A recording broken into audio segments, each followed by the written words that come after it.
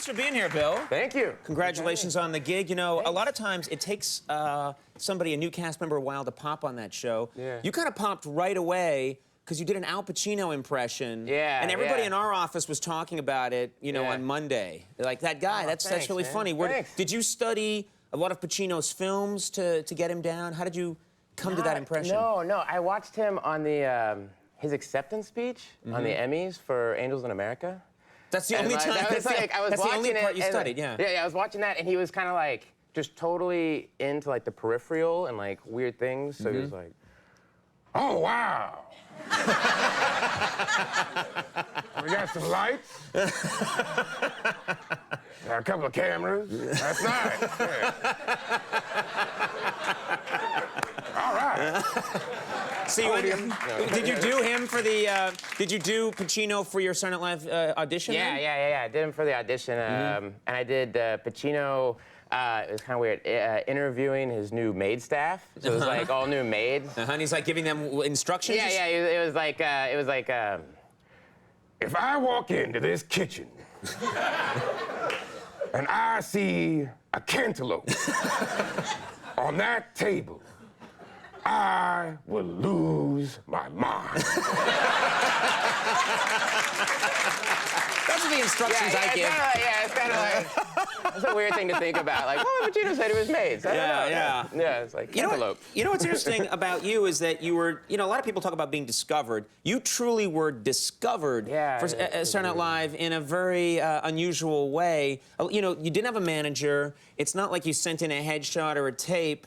Lorne Michaels just heard about you, is that right? And kind of not in your normal way, is that right? No, yeah, I was in a really small sketch group in LA, and Megan Mullally's brother-in-law, Matt Offerman, was in the sketch group, and we just did a show, and she showed up to it. Megan came by? Megan came by from Will and Grace, and I was like, oh my God, Megan Mullally's here, so it was really great.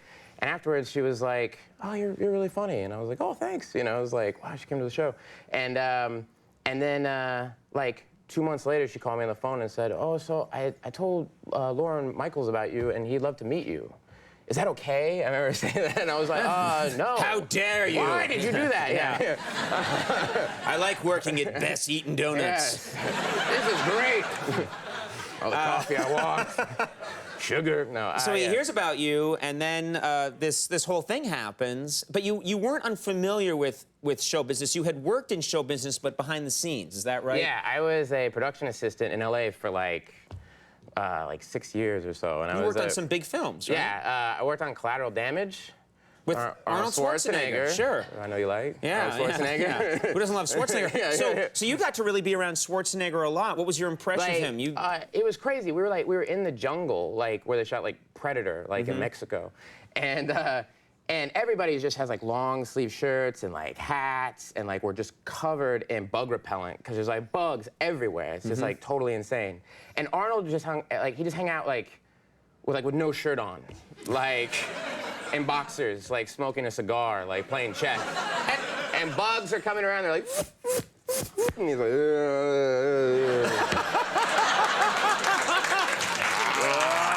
yeah, kind of like King Kong with the planes, you know? Like, he probably waits till the mosquito is half filled with blood and then flexes and it explodes. He was like, come on, dude. Come on. Yeah. Give me your best shot, mosquito. And he turns into Al Pacino. Yeah. Did he? You said he was playing chess. Is he he's a chess player? He's like a huge chess fanatic, and that was like the hardest thing because he would like play with someone from. You know, like a crew member, anybody walking by, like, we'll play a game of chess, you know what I mean? And they're like, no, you know. And I had to, like, take him to set, you know, and we would be waiting for hours, like, where's Arnold? And he's playing chess with people. So we devised a thing where we, like, write a little note and slip it to his opponent and it'd be like, lose, exclamation, you know what I mean? Just to get him, get the game over with. Just to get the person to be like, all right, hey, whoops, the board, you know? Yeah. And he caught on to it, you know, and he was like, what is that? What does this say? I just surrounded by assassins. Read this for me. What is this? What is this lose? What is lose? I do not know that idea. I don't have a good Schwarzenegger side. Mine went away too. I don't know what happened. It became Pacino. You know, I know a lot of young people today probably aren't familiar with one of my favorite actors of all time is James Mason. Yeah. And he's in Lolita, and he's in A Star Is Born. I mean, just this incredible. I think one of the great British actors of the 20th century. And so it's unusual that you do a James Mason impression. Yeah, I did it for my audition. Yeah. How did you get into James Mason? Well, my parents were like huge fans, like old movies and stuff. So, so I grew up watching them. But in my audition, I did James Mason at a donut shop with an expired gift certificate for a dozen donuts. It was like I want to hear that. If it's all right. It was like. Yes, excuse me. I would like to buy a dozen donuts for this gift certificate. And I would also like your biggest bottle of you. I'm sorry. Oh, I see. What's today's date?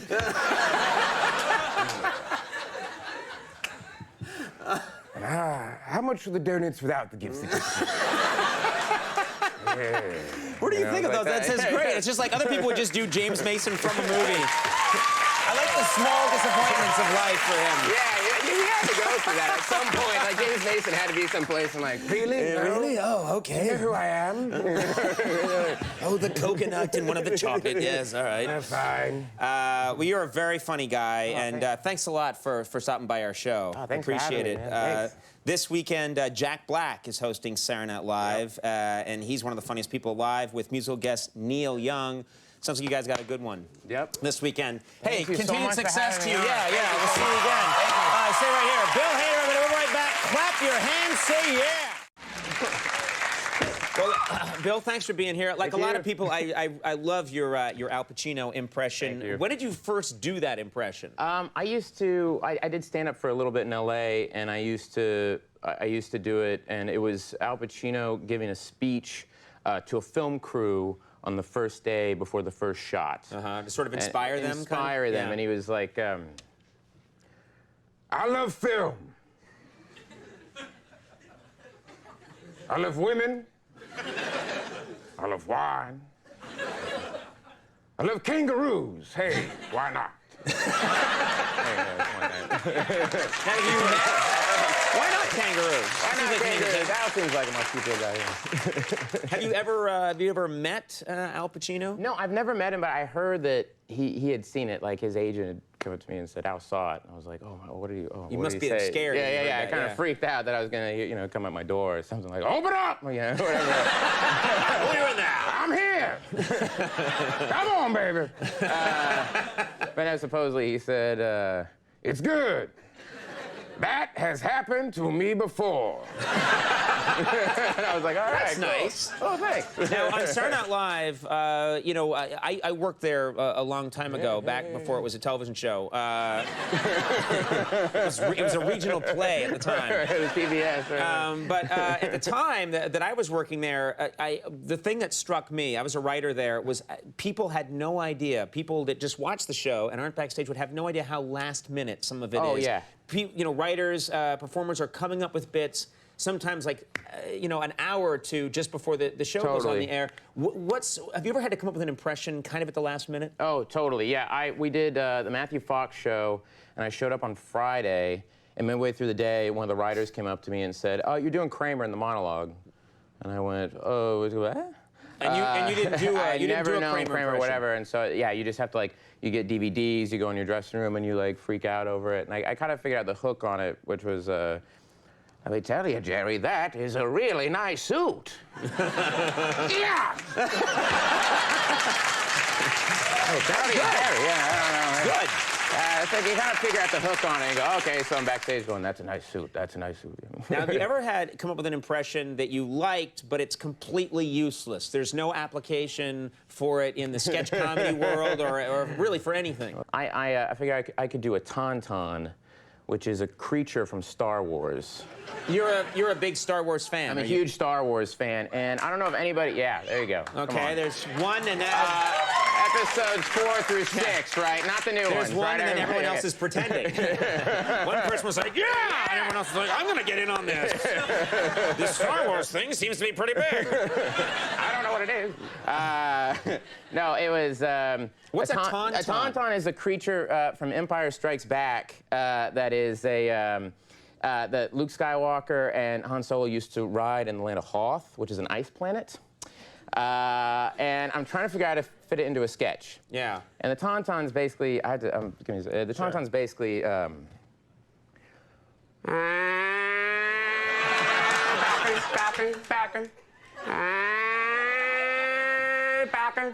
then dying tauntaun. Very good.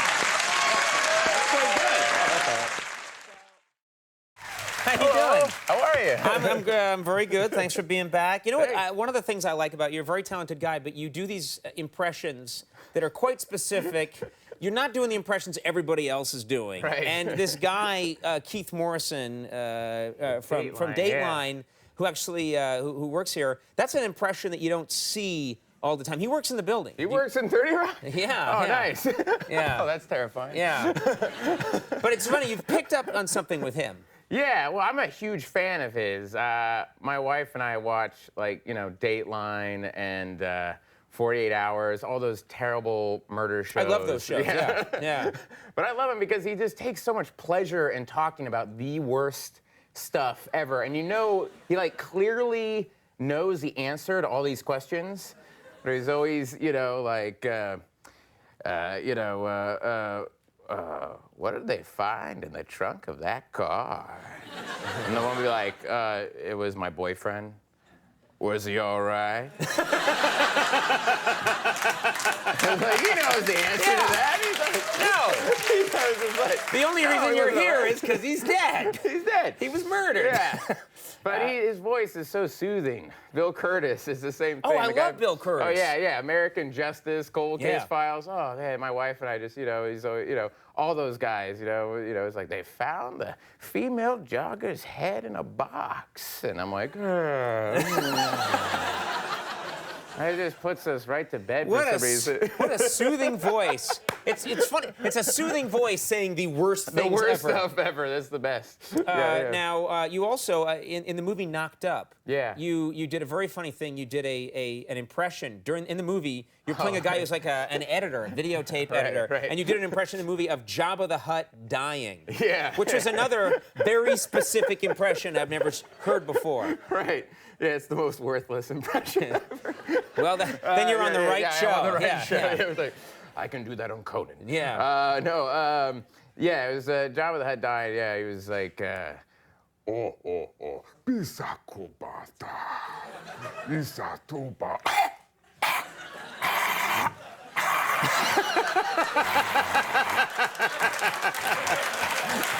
There you go. That's apparently not worth it. That was very good. Oh, man. My science teacher could see you guys right now. It's Yeah. like, No. You'll never get anywhere doing this, Hader. you'll go nowhere with this.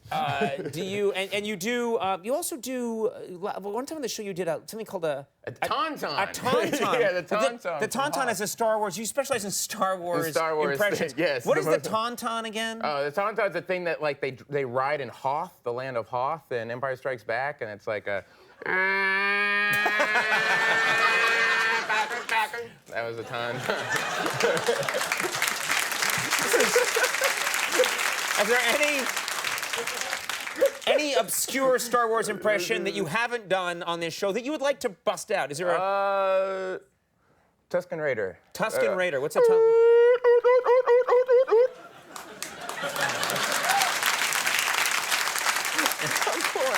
That's a third of the fans in our audience you just did. I can't believe he did the Tusken Raider, though. That would have been great. Well, okay. He did the correct Tusken Raider from... Do you? Okay. Well, let's talk about that. You clearly are an incredible Star Wars fan. Yeah, huge Star Wars Well, fan, let's yeah. talk about how intense a Star Wars fan are you? Well, I will say, when they reissued the Star Wars movies, the original movies, like 10 years ago, I took my high school girlfriend and I went to go see the midnight screening, which is like full-on nerd screening. of Empire Strikes Back. And as we're walking in, she's like, you know, I've never seen a Star Wars movie before. And I was like, what? We're breaking up. Yeah. You know, but whatever. But anyway, so I'm trying to, like, this is the kind of thing where people are there in costumes. people are there in costumes and stuff, and she's telling me this as we're sitting down, so I'm like trying to quickly tell her the plot to the first movie. I'm like, okay, this guy named Luke, and you know, and it's not working. So anyway, the movie starts, we're sitting there watching it, and then Han Solo comes up and she goes, oh, I didn't know Harrison Ford was in this. And like, it was like, the nerds were like, intruder alert, who said that? What is going on? No. A woman is present. Woman is present. A breeder is in the building.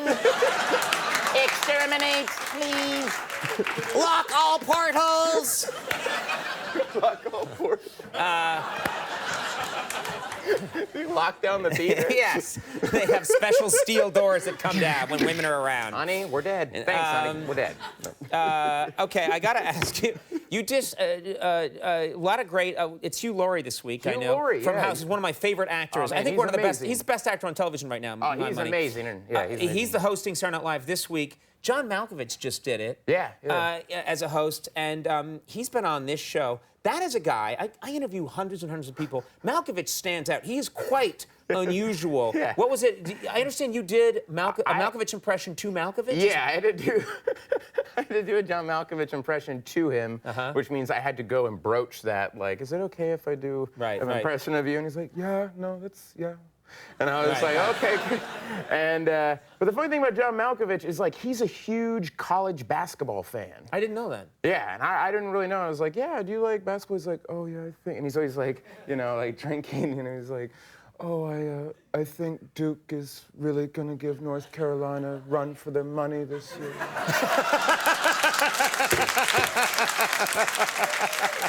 He's always. I always like, yeah, Blake Griffin for OU is averaging 24 points a game, and It's so weird because I he don't always take says him. it and drinks. Yeah, drink some warm herbal liquid. I don't take him for a sports guy. It'd be funny if, you know, like him. Can you imagine him doing like color commentating? You know, on television. With, like, yeah, Dick Vitale with the beret, drinking some herbal tea, doing color commentating. Yeah, that'd be funny. It's like, oh, there he goes up again, Blake Griffin with the block. You know, drinking. Drink. That's right, John Malkovich, baby. Yeah, Dick Vitale or something. The two of them together. That'd be a good matchup. Saturday Night Live this weekend hosts Hugh Laurie and musical guest Kanye West. That's going to be a great show. It's going to be an awesome show. Bill, always funny stuff. Man, You're a really good guy to do it. Thanks, Bill Hader. We'll be right back. Jessica Zora from Gossip Girls here. I have to say, you look very nice tonight. I know. I decided to come in a suit. Apparently, there's a blog, a Tumblr account of some sort called Bill Hader Needs a Change of Clothes. Because you don't wear a suit often. No, I don't like it. This is like being sunburned right now. I don't like This is wearing very nice strange. clothes. Okay. Yeah, I'm like, oh, this is weird. And so yeah, I'm from Tulsa, Oklahoma. I wear like just plaid shirts everywhere. And I dress like a farmer. Yeah, and what you're saying is that fans noticed this, or a fan or a group of fans noticed this, and they started to. That's the problem with the internet, is that if you took the time to to assemble, and I think we have examples of the website. Is that right? Yeah. Yeah. There you go. So basically, how many times have you worn that shirt? That seems like it's the same shirt every time. Seriously, how many times have you worn that? More than that. More than those. Yeah. It seemed like that was my TV shirt for a long time. Daddy's gonna go on television. We better put on the TV shirt. Is your wife critical of No, of you know this? what? I actually think that my wife is doing this website. I think my wife is in another room doing this and then coming and going, oh my God, look what they said about you. You should do something about that, like today. Oh my God, that's so mean. Yeah. That's what's happening. That's really what your wife We sounds like, cracked huh? it. Yeah. I love you. She's so happy right now watching this. She just loves this impression. That's what I sound like, huh? Her mouth, she finishes her sentences and leaves her mouth open. She's like, Water. Yeah, she loves that. This is really, I'm in Dutch with the wife. when I That's get all right. home. That's what this right. show does. You do such great impressions, such great voices. Do you try them out on your wife? Yeah. What? Relax. Relax. But no, it was. My wife and I like watching Dateline, the Keith Morrison on Dateline, that guy. And I don't know if you guys have seen him. He's the Dateline guy who tells these horrible stories and very sing-song like, oh, look at this. Yeah. He's always talking about like a horrible crime, a horrible thing that happened in someone's life, but his demeanor doesn't match what he's so saying. Stoked about it. And yeah, one time he goes, but then there was that DNA. Oh, that pesky DNA.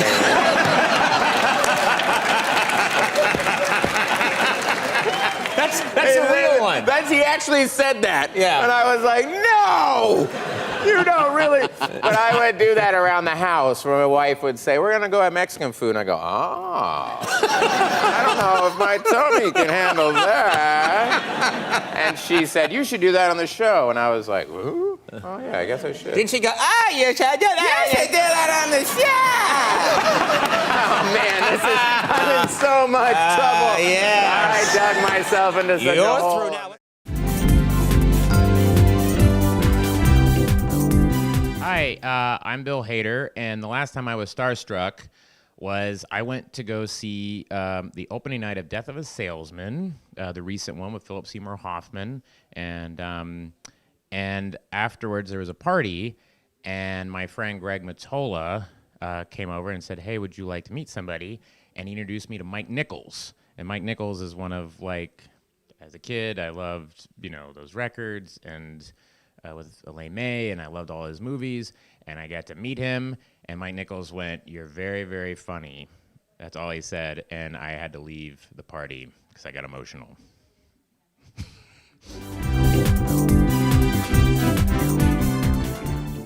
You've been over, visited me. I know your Yes. kids. Is this being passed on to Yes. children? Our 2-year-old right now, I'll say, how old are you? And she goes, I'm 4.5, which is her older sister's 4.5. And I go, no, you're not. You're not 4.5. And then she grabs my face and goes, 4.5. That was also kind of a Schwarzenegger a little bit. Yeah. I'm 4.5, father. You got to get out of here. Get out of this. There's a bomb in there. Get out. Dad, come on. You got to go. I need to pull up on now. And we're going to watch Peppa Pig. Come on. I love Schwarzenegger as a baby. Yeah. This is so much fun. I want to watch Doc McStuffin.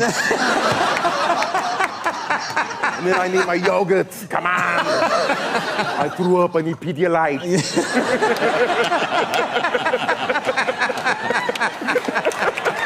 That's great. I can only think of him that way now. This baby with his head just running around. He's got to have the same head that he has now, but with the little baby's body in a diaper. Yeah. But a cigar. Yeah, but it's like, I'm going, get in here, come on. Change this. We got to go. We got to go. Got to go. State of California. California. What kind of kid? I'm just curious, were you? I'm trying to fix. Now you can't stop. No, I can't stop. Sorry. This is, yeah. You've got to do something more with him as a baby. I don't know now if what are it's we been gonna done, but do? it's just so. No, I'm saying you've got to produce this. You've got to make a cartoon where he's a baby. That's the only way I want to see him from now on. Yeah. You're gonna see that billboard while you're driving down Sunset, like Schwarzenegger baby. Yeah. Come on. I would watch every second of that 50 times. I was a PA on an Arnold Schwarzenegger movie called Collateral Damage, and all right. One person's like, hey. No, and that was the big line in that movie was, open up the door, there's a bomb in there. The first time I met him, I go, he comes up to me and he had a cigar in his mouth and he goes, what is Jeff and Pita? That's his hair and makeup guys. Yeah. And I go, I don't know, I'll find them. And he goes, find them, show me your leadership capabilities.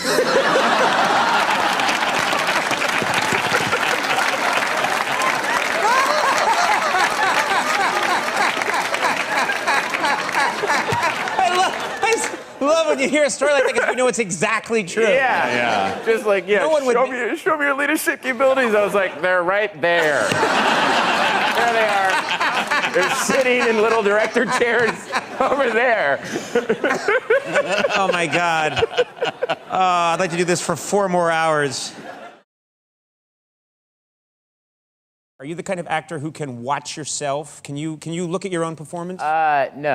No, I do not like watching myself at all. Ever since Saturday Night Live, I kind of have this idea of who I'm playing, this kind of projection of who I'm playing, and then I'll watch it, and it's just me with my face and weird posture and my dumb voice and everything, and you're just kind of like, oh man, that's not good.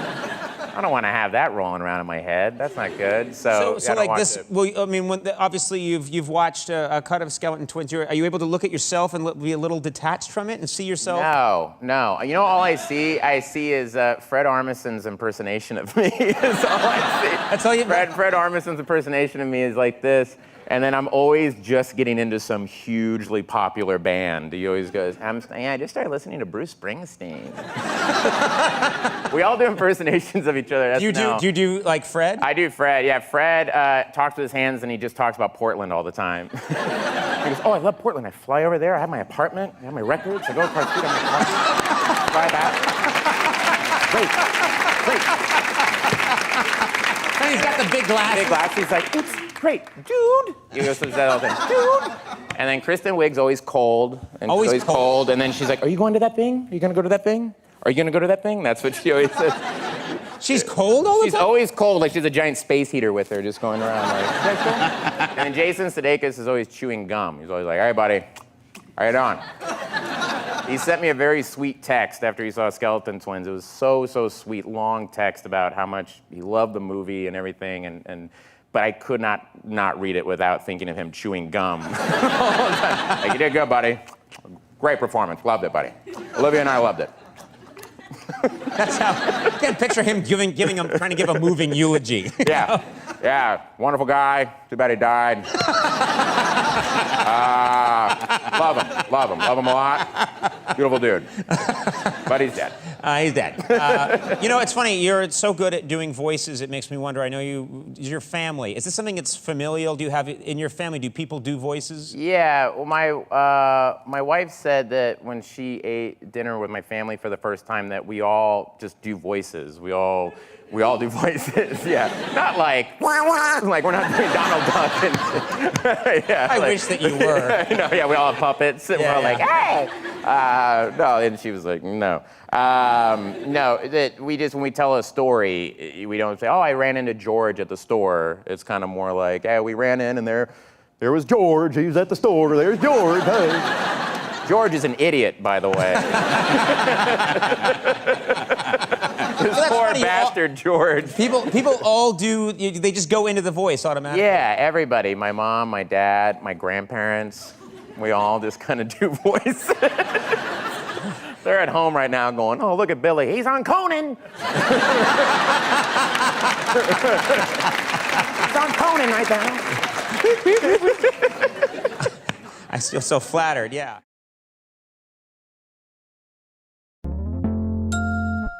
Do your kids like the fact that you were the voice of fear in Inside Out? Inside Yeah, Out? they do, yeah. I mean, my daughter Harper, she had a birthday, and she turned 3, and we made it an Inside Out birthday. Oh. And she was like, I wanted a Frozen birthday, but okay. Oh, really? Yeah, she was Why kind of like... What did you tell her when she said, I want Frozen? I'm like, but Daddy wasn't in Frozen. Daddy was in Inside Out. So so that's how that works. That's the right answer. And, Don't you worry about that kid. Don't you worry about that kid. And then we put Fear, the character I played, on her cake, and she was just so like, "What is it? This is all about you." And then she said, "If anybody, I would have liked to have Joy on the cake, you know." And I said, "Yeah, Joy is pretty great." And I go, "You know, Daddy knows Joy. Amy Poehler is a good friend of Daddy's." And my daughter Hannah went, "Stop bragging." How old is she? That's pretty funny. She's 5 years old, but great. yeah, she's. They bust my balls all day. SNL obviously was such a great. I mean, you're doing so much great work now, but SNL was such a tremendous outlet for your impressions, your voices. Mm-hmm. Do you get to do that in your everyday life, just to at least vent some of it? Yeah, so for Trainwreck, we just got back. We went to Europe and we went all around, and we went Just to sort of Dublin to to promote promote it. the movie, and we were in Dublin, Ireland, and I came back and I was just walking around. Just New York, just doing an Irish accent, and a woman. Just to amuse yourself. Just to amuse myself, like, oh, look at that. Oh, that's cool. Oh, look at that. Oh, it's so hot outside. Oh. And then it's not good. And then a woman came, and then a woman came up to me, and she was like, "Are you him?" And I was like, "No, people think it's me. I get confused for them all the time." And I just sat and had this conversation with this woman for like 10 minutes. And I was like, "No, I'm a radio producer in Dublin. Yeah, no. We had Seth Rogen come in. He was doing Funny People Press, and he said, 'Didn't I work with you before?' And I said, 'No, I look like him, but I'm not, you know.'" And how long you did this for 10 minutes? For 10 minutes on a street corner, and then she goes, "Can I take a picture with you anyway?" And I said, "Sure, yeah, why not? I love it." Yeah. So for that woman, that was me. I'm sorry, that was me. You're terrible. I talked to her for like 10 minutes, and her husband had a bunch of like shopping bags. It was just like, "Dorothy," you know what I mean? Like this guy, I felt bad for him. But. I have noticed there's different kinds of comedians. There are the ones that are sort of depressed in regular life, and then they're the one, and then they put it on for when they're on camera. You're one of those guys who's just, when I've hung out with you, we've had a meal, you're hilariously funny just all the time. Oh, thanks. You're making, you want to amuse yourself, you want to amuse the people around you. What other stuff do you do, like if you're just traveling to amuse yourself? Because I have things like that I do. What do My you wife do? cannot believe. What do you do? Me, I'm just constantly, I don't even want to get into it, it's too disturbing. I'm constantly... Our bathrooms and the dressing rooms abut each other, like, you know, they're like, Yeah, right. And I'll be in my bathroom and I'll just hear him and his going. I do whole scenes where I'm like shouting I'll like shout at the mirror like, "You've got no idea what you're in for." And people are like, just random craziness. But It's like, yeah, it's but like I Jack heard- Nicholson, The Shining. Yeah, but I've heard that you do. I do a weird thing where I have to gate check a bag, you know, like when you gate check a bag, I always pretend there's someone hiding in the bag and I whisper to them. So I'm like, "Oh, here's my bag." I'm like, "It's gonna be all right, buddy." All right, here you go. And the people are always like, that big bag, and you're like, "It's gonna be all right, here we go. We're going on the plane, I'll see you in Chicago." Trainwreck, Inside Out, 2 monster smashes. Oh, thank you. Good for you. Thank you. You're having an incredible summer. And then, for most people, that's enough. For like a couple of years, you also do this show, documentary now, which I have watched, and it is absolutely hilarious. Oh, thank you so Just much. great. You, Fred Armisen, this thing is so... Yeah, it's me and Fred Armisen and Seth Meyers, and it's kind of this. We took documentaries, existing documentaries, and recreated them, but with Fred and I in them. And you know what's other than that, That was our pitch to IFC, and they just started throwing money at us. Yeah. A lot of money, huh? Oh yeah, $4. Like, oh yeah, baby. All the real cash comes from IFC. Come on, yeah, IFC. We're just like, yeah. You know, it's funny. You and Fred dress up as women. That's called for sometimes because I've seen some of that. Yeah. There's some of the ads out there where you're dressed as women. Yeah, and there you go. We're looking at you. There you go. You guys look very good as women, I will say. And then we noticed that you look almost exactly as you. As a woman, you look just like Harry Styles. I don't know. Yes. I don't know what that means. What does that mean? Wow. He's been stealing my look for a very long time. Do you? Yeah, he just steals My kids don't like that because that billboard's all over LA, and we drive around. I have 3 daughters, like little kids, and it really confuses them seeing me dressed as a woman. I'm like, that's Daddy working. Yeah. Daddy at work. Don't you worry about that. Read your My Little Pony books. Don't worry about that. You do voices, you do a lot of impressions. I have noticed over the years, I've been doing this, been on the air in comedy for 22 years, and I've never met anybody who did a Conan impression. Oh, which yeah, I think do a Conan. I did Conan on the show, yeah. You do a Conan impression? I did it on SNL, yeah. I do a Conan. I do a really good Conan. I swear to God, I've never heard anybody do a Conan. Really? So, yeah. Oh, and it's easy. Oh, it's so easy doing a Conan. Yeah, it's easy. Conan's kind of like, you're like this, and you're kind of like, oh, and you do this thing, and then it's kind of like, how you doing? I'm That's it. 2 twos is 4 is 8.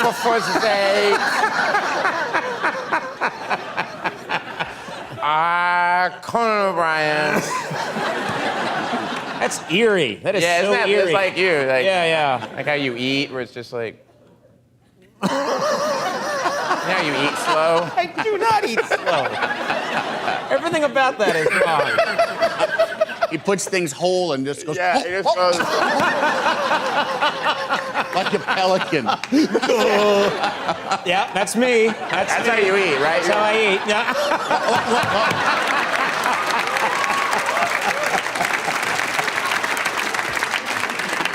Anytime we hang out with you, it's always weird at restaurants. Yeah. I have to brief my wife. Well, I have them bring me whole fish. Drive 4 raw mullet.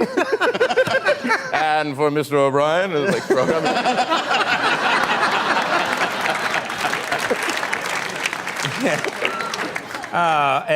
Documentary now. Let's have a documentary now. We'll get back to me eating a pelican in a second. I know you're a huge Star Wars fanatic. I am. And we've talked about this before. I'm curious, now that J.J. Abrams is famously firing up the Star Wars franchise and making new ones, have you thought at all about pitching yourself to be in a Star Wars movie? Yeah, I cornered him. I said, I can do whatever you want. I can do anything. I could do Jabba the Hutt dying.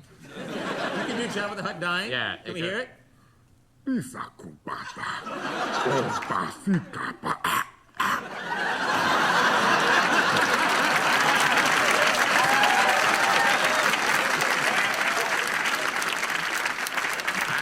I've been working on that since the 3rd grade. That's great. Was there another impression, or was that? I did. What was one I did on the last one? I don't know. Do you remember? Oh, I think I did a dying tauntaun. Do you want me to do it again? Yeah, I want to hear Dying Tauntaun. Yeah. Okay.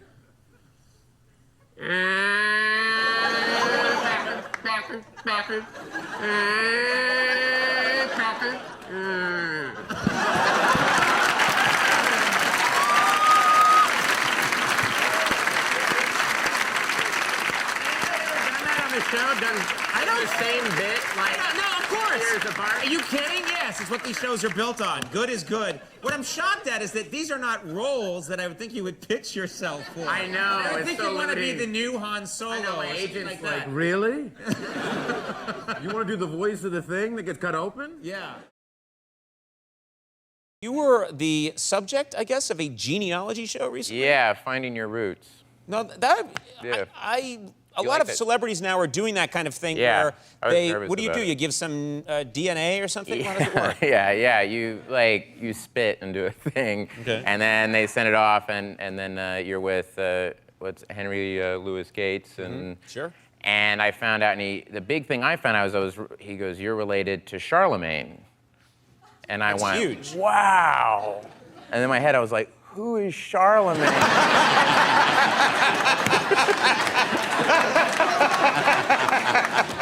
Because I didn't really pay attention in history class, and he was like, "You're also related to King Edward I," and I was like, Wow. If you watch it, you can have a drinking game to how many times I say "wow" in my in your roots. Just to cover that you don't know. Wow, and I'm going, wow, Googling like Charlemagne. Is that with an S?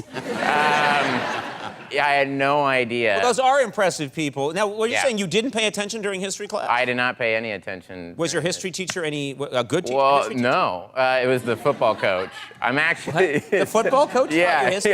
yeah. I can't say his name, but yeah, this is in Tulsa, Oklahoma. And it's impossible to figure out. Yeah. People went to high school with me are like, oh, I know what he's talking about. But he was my history teacher, and I remember he was also the football coach, and he actually was very shocked. I think he honestly thought Abraham Lincoln died of natural causes.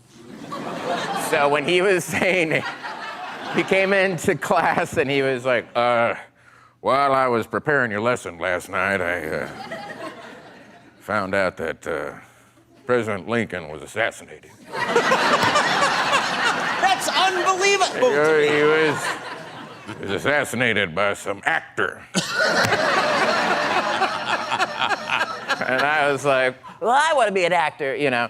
And that's why I could never, you know the show Friday Night Lights? You said he really didn't know? He honestly... I honestly feel like he was the football coach in Tulsa. He was like, I had no clue that old Abe was shot by some actor.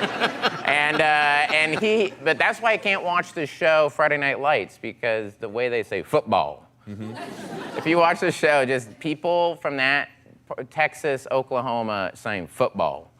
I can't handle that because of where I grew up. Really? I mean, it's not... I'm always waiting, like when I'd watch that show, for Kyle Chandler to just look out at me and be like, Hater, time to do some hills, come on, you know, or whatever. Yeah. It's not football? Football. Football. Yeah, that's what they would say. And that's what that guy would say. He would go, hey, we're gonna play football. And that, to really weave this all in, is the voice I'm doing in Angry Birds. Is it really? Yeah. That's fantastic. Angry Birds movie, #1. People love this film. Yeah. You must have been happy with how well it's doing. Yeah, no, I was incredibly happy. It's really funny, Yeah. too. It's a very funny movie. You have, you're going like, wow, just like the I just go, wow. I haven't seen it. Now, are you Angry Birds? Angry Birds. Yeah. From what I understand, there are birds in it. Yeah. Birds, yes. Very Angry Birds. I have seen the movie. Have you started with a video game? Yeah. And obviously, massively successful video game. Were you into the video game or into video games at all? No. I played the Star Wars version of it on a plane once, but I don't like video games. I get very competitive. It brings out a weird competitive side of me that This is I don't interesting. like. We just showed this thing earlier. I don't like video games because I'm not very good at them, but also I get confused. Like I literally have trouble walking. They're getting so sophisticated that my character's always leaning against a wall. Yeah. I get cool the stuff is same happening. thing. And then the guy that I was obsessed. Do you guys remember GoldenEye? It was on the So I would play GoldenEye, and this kid named Steve knew the game really well, and if you were he knew where you. So if you got shot, and when you got shot in that game, it went ba, ba, ba, da, like that, because it was James Bond. Yes. And he knew where you were gonna. He knew where you would. He knew the game so well. He knew where you would appear, and so you would appear, and he would just be there, and he would shoot you, and he would always go headshot like that. So here's the thing. So you're a competitive guy. I wouldn't have picked that up, but games bring it out in you? Yeah, I got mad at him, and I threw the controller at him, and I called him a sloppy bitch, which I've never called anybody before in my life. You called him a what? A sloppy bitch. And then I go, you were a sloppy bitch. And I threw it at him, and then everybody was like, sloppy bitch. And even he was like, sloppy bitch. And then a couple years later, I was playing ping pong with somebody, and he was cheating. He had very long arms, and he was going over the net, and he kept beating me. And I go, you sloppy bitch! And I threw a thing at him, and everybody was like, there you are with the sloppy bitch again, Bill. So I'm afraid I'm gonna be playing Angry Birds, and I'm just gonna yell sloppy bitch to myself. Right. Good to see you Good to again. see you. Yeah, it's been a little while. I think I it's know. when did I last see you? I think Christmas time. It was at your Christmas party. You know, no one makes you get me laughing so hard at a Christmas party. I got invited to Conan's Christmas party. Yeah. A small intimate No, gathering. very of funny. people, It's like yeah. a who's who of comedy. It was me and I mean Tom Hanks and Marty Short and Adam Sandler. Yeah. They're just there all the time, by the way. Oh, that they just you They guys weren't all there live for the together? Christmas party. We lived you guys together. are like a weird Yeah. roommate situation. We're shooting it for a reality show. Oh. No one's interested. Yeah, one no one- wants that's it. the name of I'm the like, it's show. Tom Hanks. I'm like, yeah, right. No, it was fun. We had a fun time, but what I remember about that was it was late and I was talking to you and outside you had these fire pits. No, there was one. There's like one little fire pit. Yeah, big fire pit and next to your couch. Yeah. It was very windy outside. Yeah. And I'm talking to you and in the back I see the wind slowly moving the flames onto the couch. And the couch caught on fire. Wait, how long were you watching the flames? For a get- very long time. And I didn't do much. I just was like, oh man, hey, that's not right. That shouldn't be doing that. And Wait, then you didn't say anything? No, Sandler was like, hey, Conan, your couch is on fire, buddy. And Or is that the bear from Ted? they just cut the tape. And then Mark Wahlberg was like, hey. And then, yeah, Marty Short was Yeah. throw it in the pool or whatever. Yeah, no, And, he's very dramatic. yeah, he was like, throw it in the pool, Liza, everyone. And then he did a dance. And confetti came back. I We're like, remember him. Marty Short. Yeah. But what I remember was when I pointed out to you, you went, oh. And then and then Oh, and Liza. at that point, it was like, I would say a fire that was 15 feet high. It maybe. was a pyre. It was like a huge pyre because the cushion had caught on fire. And we just stared at it, and then your wife got the extinguisher and ran out and put it out. And we watched I have a slightly different story. I remember Liza putting it out. I remembered a slightly different story. What's that? First of all, I think I saved your life. No. No, I remember I did run out there. You did run out, I okay. did run out there, yeah. Were you okay? Were you high? What was going on? I mean, I did run out there. It's just that I didn't know.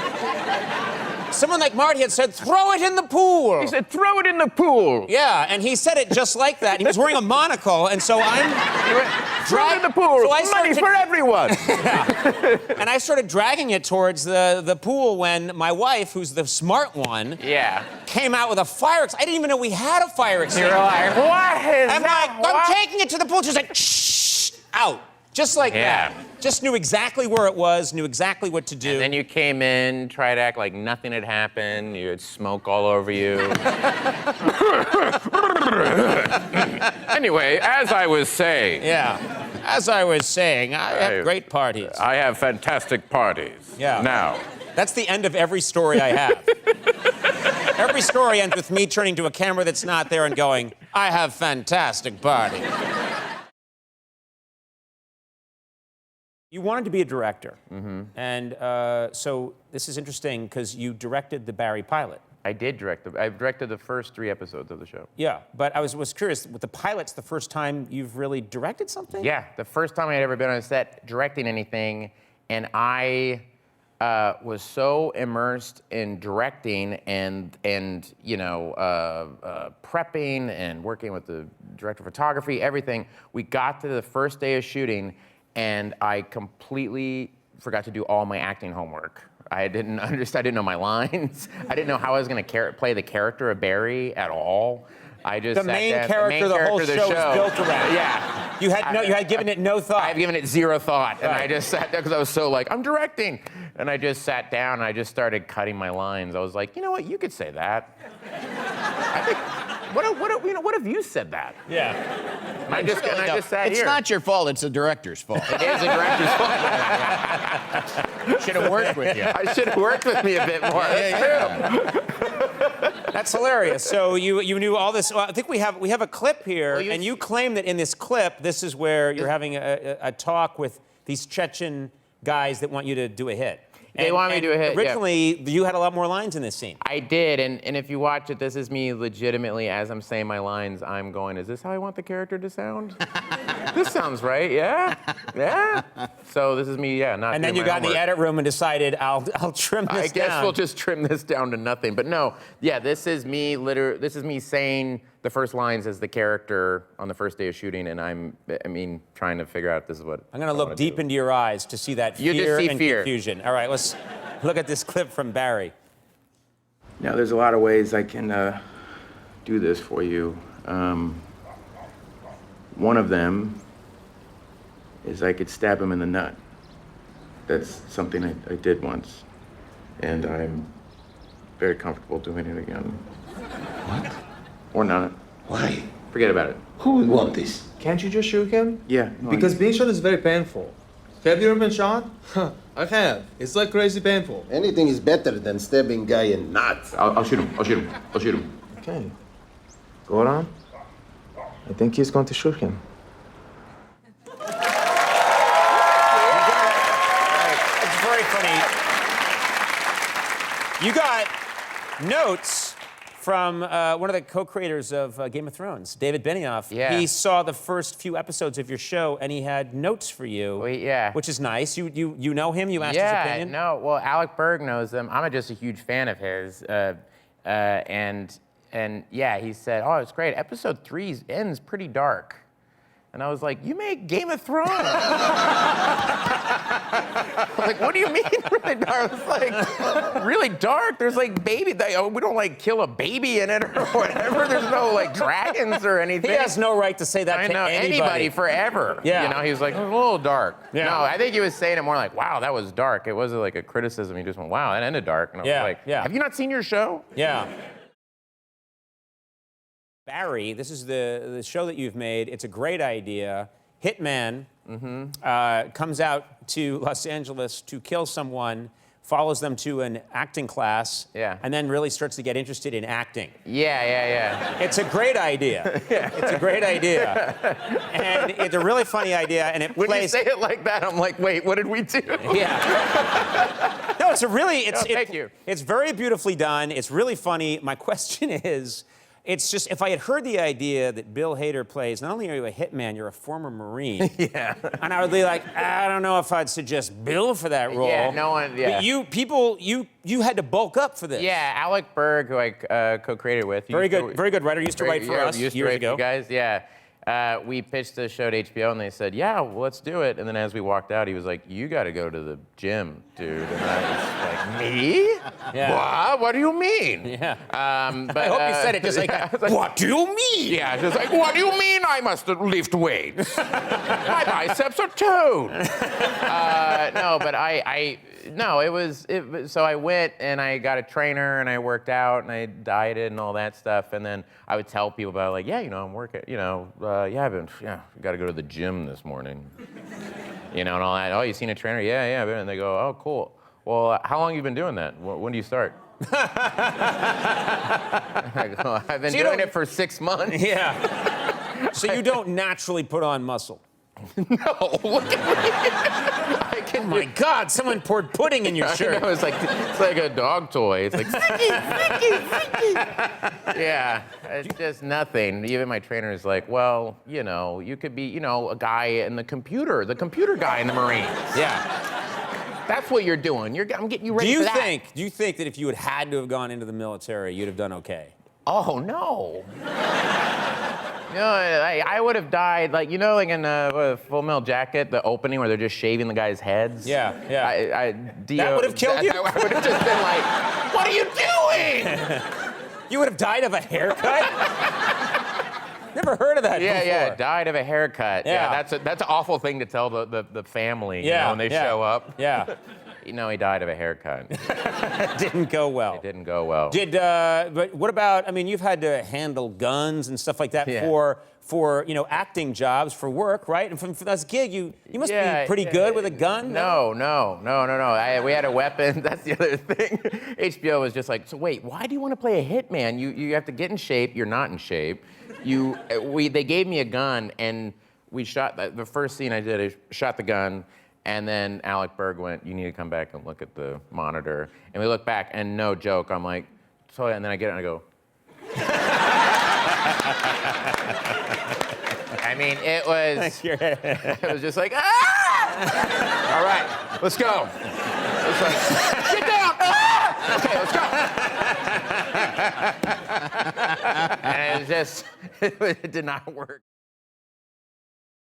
I've seen you do some very good dramatic acting work. You're a fine actor. Thank you. And I say that you know, in all seriousness. What's interesting is that the character Barry he gets interested in acting, and he's a bad actor. So you're a good actor who has to play a bad actor. Is that difficult? Well, not for a good actor, no. I knew it.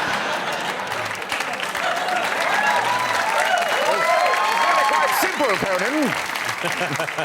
No, you know what I'd watch is I love true crime shows, like something like the ID Network or that stuff. It's like or Snapped.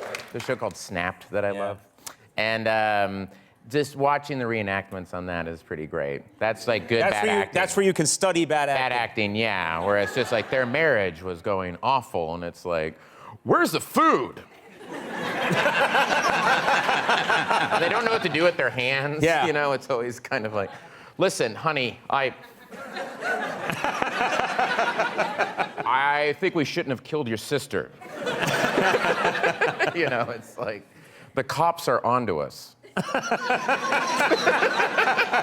I'm like, oh, this is a gold mine. Yeah. You observed real acting classes when you were preparing for this role. Did you take anything away from seeing real acting classes that you used in the show? Yeah, Alec Berg and I watched a guy. There's a scene in the first episode where Henry Winkler, who plays the acting coach, yells at an actress played by Sarah Goldberg, and he makes her cry. And we watched a guy do that. He yelled at this actress to get her to a place, and she started crying. It was just terrible to her, and then she cried, and then afterwards she was so thankful and was like, thank you for getting me there and everything. And I was like, I've been in like at least 10 movies. No one has ever done that to me. No one's ever yelled at you? No, Judd Apatow in Trainwrecks, I'm like, oh, you're an idiot. You're a moron. No one loves you.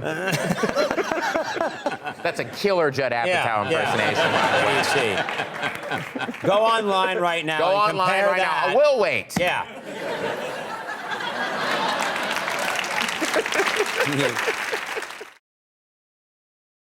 Henry Winkler, it's so fun. Henry Winkler is great in this, and he plays the acting teacher. You do an impression of Henry Winkler where you use your hands a lot. I kind of do this, yeah. And well, Henry would talk about People versus O.J. Simpson, and he would go, John Travolta, in that he always uses his hands. His hands are just so. It's like they're only made to handle teacups, like little teacups. Now you use hands a lot when you do like Al Pacino. Hands are important, right? Oh yeah, right? Al Pacino. Do you remember Heat? Heat, yeah. With De Niro, yeah. Heat's great. Scene where him and Tone Loc, where he's yelling at, and like you could tell Tone Loc in that scene is like, what is happening right now? Where he goes, you get shot walking your doggy. Almost like you could tell it's like, I do what? Yeah. What do you mean right now? But yeah, he uses his hands a lot, He's a guy that... He kind of like goes all over the place, with his hands and gets really emotional with it just in his hands, Yep. On the phone. Yeah. Just anywhere he can use... Who's the guy who does... the guy with the hands? No, the guy that does... It's Bill Curtis. Bill Curtis uses his hands really well for American... Is it American Justice? American Justice. Yeah. I can watch his hands all day. My favorite, yeah. It's just a lot of like... But the killer knew that his time was up. I don't even look at him anymore. Yeah, you just look at his hands. Yeah. Then they knew that they would have sex, but there was, you're like... The DNA evidence was faulty. Yeah. You hosted Saturday Night Live, as I mentioned, brilliantly last weekend. You did a very nice job. And you know what I thought was nice is you gave your kids a shout out at the end of the show. Oh, in the monologue. In the monologue, that's right. During the monologue, I gave my kids a shout out. Yeah, because what happened was the monologue of the show during dress rehearsal was something totally different, or not totally different, but it was all kind of different jokes and stuff. And it was that thing before air where, you know, the audience is being let in for the air show, and Lauren's like, do we want to do that? Lauren Michaels like, maybe we don't do that monologue, we do something else. And John Mulaney was there, and John Mulaney was like, well, yeah, it could be this or that. And I'm like, we have to make a decision, you know?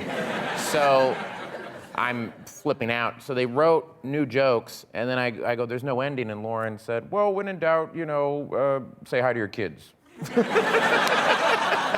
So I did that. I was like, You I don't know never what to told say. me that. That's a good one. I know. Yeah. And I was like, when in doubt, say hi to your kids. And I'm like, do other people do that on the show? Is that just a thing you do in Canada? But yeah, so I said hi to my kids, and then I told them, I called them, hey guys, did you see Daddy on the show? I said hi to you, and they're like, yeah. Yeah, we saw that. I go, did you like the show? And they go, all you did was laugh. And I go, I know. And they're like, that's how you make money? You just go on TV and just laugh at yourself? And I was like, yeah. That's why you're going to private school, you little piece of...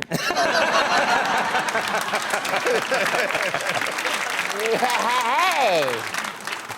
You did 8 seasons on Yeah. Saturday Night Live, and this is your second time hosting, right? Yeah. Is this it? Your second time Yeah. hosting? But you still got nervous for the monologue, which I can totally believe, because when I worked at Saturday Night Live, the monologue was the last thing that came together. that's what. Yeah. Every single week, and you would at least know better. Yeah. But most guests would be like, when do we work out the monologue? And all week long, they just hear... You just kick it down the street. Yeah, they just hear like, oh, it's all being taken care of, and it's not. Yeah, there's whole meetings. If anybody's gonna host SNL, just so you know, when they go, we're taking care of the monologue, that means they're not taking care of the monologue. And there's a whole room where they go, okay, cool. And they go, what are we gonna do for the monologue? Yeah. And I just want to thank my kids. I just want to thank my kids. Yeah. That's why you see occasionally people thanking kids that they don't have. Yeah. The kids I hope to have someday with someone gorgeous. Yeah, I don't know. It was weird, but it is like a really just them saying your name and you run out there and everyone is screaming and stuff and you just kind of go like, hi. Yeah, it's terrifying. So John Mulaney knew he wrote the monologue and he knew I'd be nervous, so he just had me say I'm nervous. Oh, that's which nice. was sweet. That was nice. And I love him. Yeah. Hi, John. Yeah. Okay. Hi, John. Yeah, Hi, I'm here John. too, It's yeah. Tony Bill. He's never going to see this. John. Not a fan of the show. Hey, Conan O'Brien here with another Clueless Gamer. Today I'm playing the new God of War game for the PlayStation 4. This is a testosterone-fueled fantasy. So who better to join me than the ultimate He-Man, Mr. Bill Hader. Bill. Good to be here, man. Come on, can't you fake it a little bit? I can. Can't you fake it a little? Hello, sir.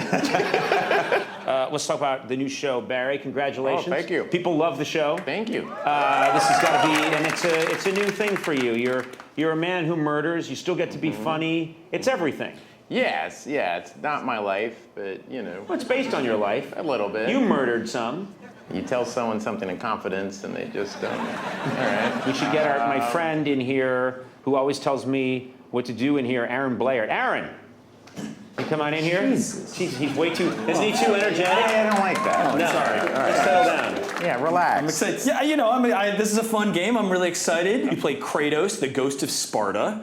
You basically you're a servant of Ares, who's the god of war, the previous god of war, and you're tricked by Ares into killing your wife and your daughter. Why don't we just start smashing and I killing? just want to kill somebody. Can I just say what happens when this game starts? Is that okay? Oh, brother. All right. Go ahead. Well, when this game starts, This is the only thing he lives for. So let him have it.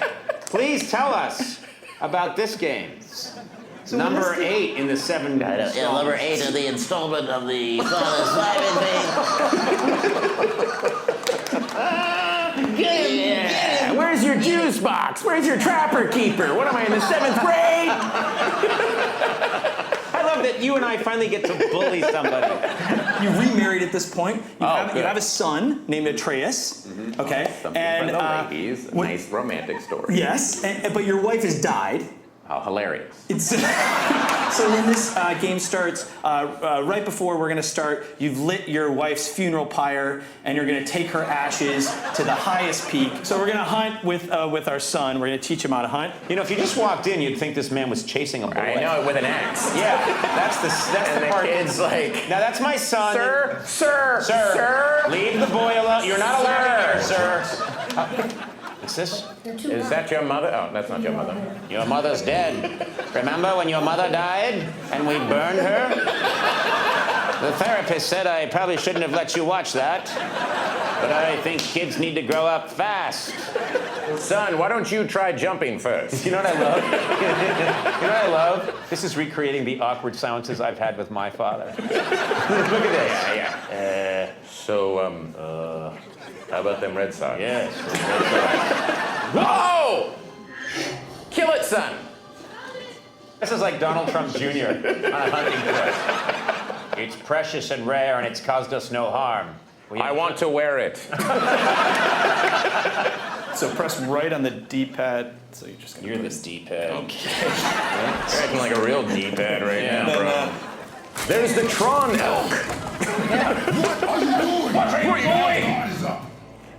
Bad Conan. Bad Conan. That's exactly what it was like.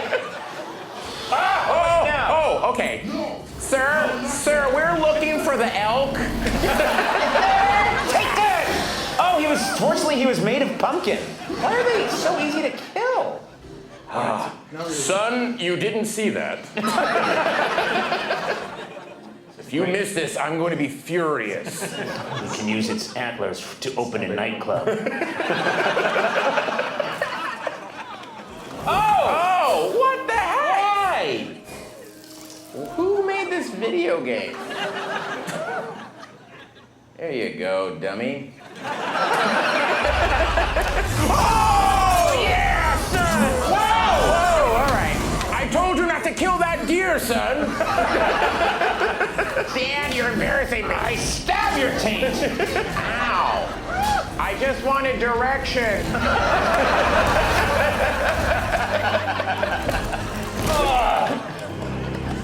All right, well. Oh, God. Yeah. Now, okay, you're properly up now, son. So, now let's have a light lunch.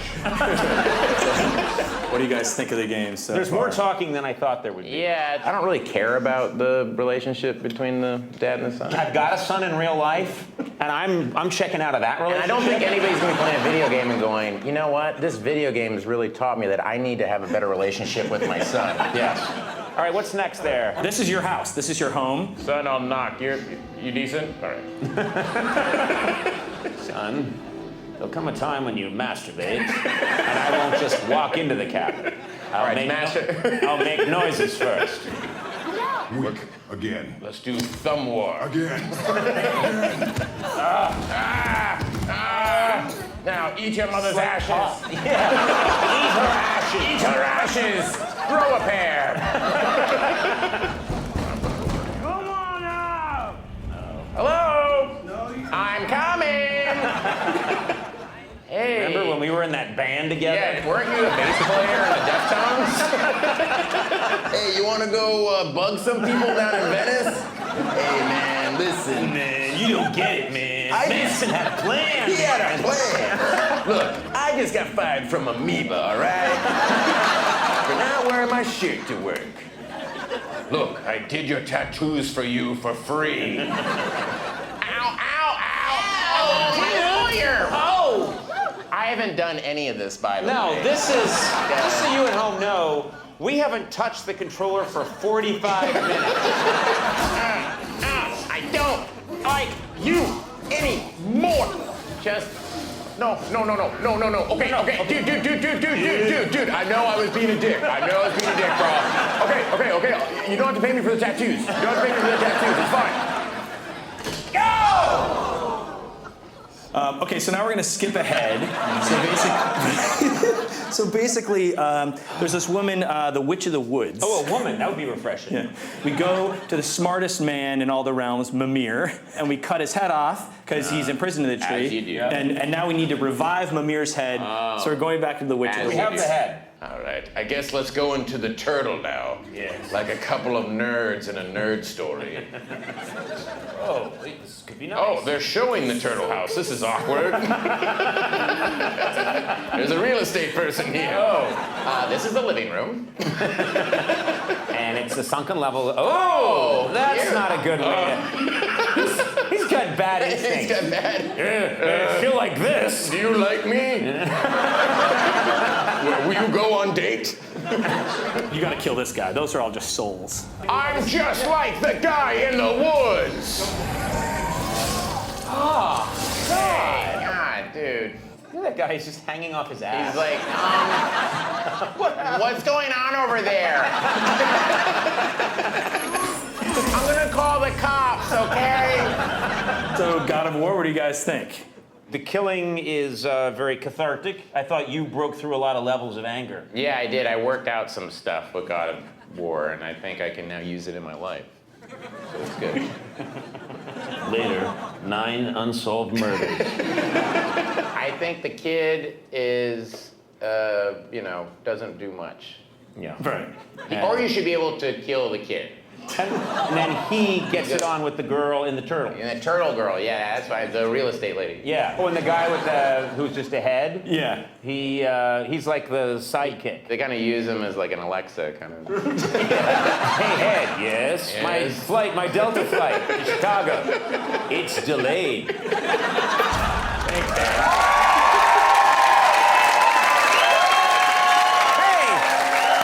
You can see the other video games I've reviewed at teamcoco.com/cluelessgamer. Huge thanks to one of the funniest people alive, Bill Hader. We'll be right back. You look well. You look well. His voice doesn't match his character. No, not at all. You look well. You look well. How are you? Hey. Casey Kasem here. Oh, man, it's a really windy morning here in the turtle. Traffic's all bunched up. It's all bunched up. We got a couple of pumpkin people and a motorcycle crash. Now here's Orglog and the Pluko. I don't know what's coming up, but I don't want any tasks like there's a gem or a stone that must be placed in the orb of Krobos. It's fun to kill and hack and kill and hack, but then they give you, it's like you're 9 years old and your parents are saying, you rake that lawn. They're always telling you, here's what you must do. Yeah. You must go to the mountain of gloom. And get a rake. You'll see And when leaves. you bring it down, you must take down to the terrain of Rogos, where there will be leaves. And you put the raketh along the groundeth Until the leaveths are in the baggeths. And then the yard is clean while Daddy has a beer or two. and you might then get your Foo Fighters CD. And only then. Henry Winkler is one of Yeah. my favorite people. Yeah, he's a great guy. I mean, I grew up watching him. He's one of the great TV icons of all time. Grew up watching him and loving him as the Fonz. And then when you're in this business and you get to know him, he is one of the sweetest, nicest people you'll guy ever in the meet. world. He is like one of the nicest human beings on the planet. And when he had to play Gene Cousineau in the show, there's a scene where he's getting in the pilot where he has to yell at Sarah Goldberg's character Sally, and he's yelling at her, and I was directing the episode, and after each take I was like, Henry, I think you really need to go out. You have to be a little harsher, a little harder, blah, blah. And he pulls me aside and he goes, Bill, I have a question. This man, he's an asshole. I go, yeah, Henry. And he was like, oh. Like, you're gonna have to play, like, you're gonna have to play a jerk, you know? Yeah. And that was hard for him. That was really tough. But have you ever seen him like just go into Fonzie at times? No. He'll tell me a story and he's like, I was playing Fonzie and Fonzie had a line where you say, hey, but like the Red Sea. And it's like Mickey Mouse comes out, It was like, that's television. Like that's like what television is. And everyone just kind of like we just kind of All of time and freeze. space freezes when he does the font. Yeah, we all look like Jack Nicholson at the end of The Shining, you know, where he's frozen. We're all just kind of like, yeah. Like, all the crew members, everyone just kind of goes,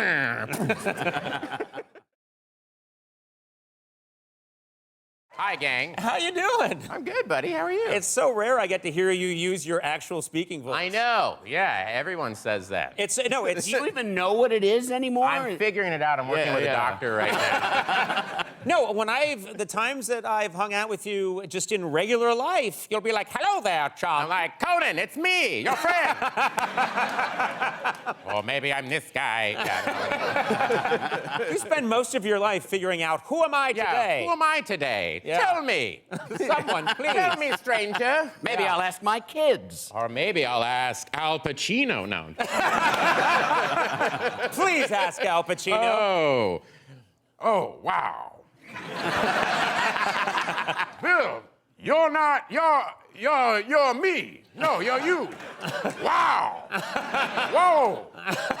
That's all you have to do, Al That's all you Pacino. have to- really? People Is just that go, it? Al Whoa. Pacino, and you go, whoa. And they're like, you are a genius. Yeah. You nailed it. That good, You yeah. nailed it. I want to start by congratulating you sincerely. Barry instantly became one of my favorite shows. I thanks. love that show. Thank and you. then you win an Emmy. I was delighted. Oh, thank I you was very so much, man. happy for Thank you, you. and I think you deserve it. Thank you very much. Thank you. It's awesome. You were up against, that was stiff competition. Yeah. I mean, I thought Ted Danson or Donald Glover was going to win, and then Anthony Anderson, William H. Macy, Yeah. Larry David. I mean, Yeah. it was crazy. and, Yeah. and so, how shocked were you when they said your name? I was completely shocked, and I don't remember what I said.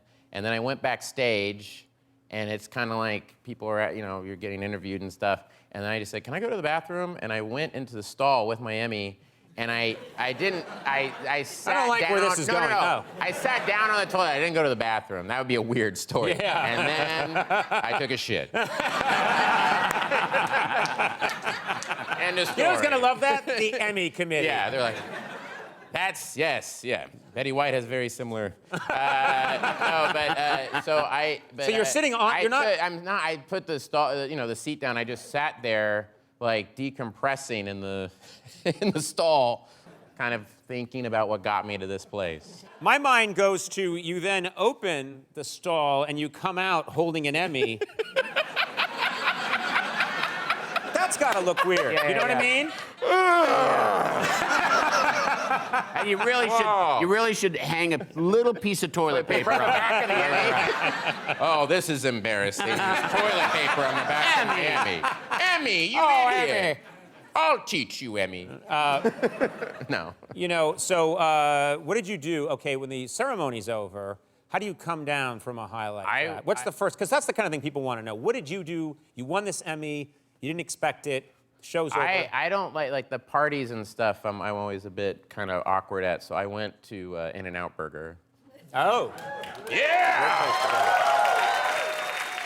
I went to the In-N-Out Burger, and they give you a nice car when you go to the Emmys, and I'm in the back of the car, and the thing rolled down, and I'm paying for my burger, and the woman goes, "Didn't you just win an Emmy?" And I go, "Yeah," and she goes, "Can I see it?"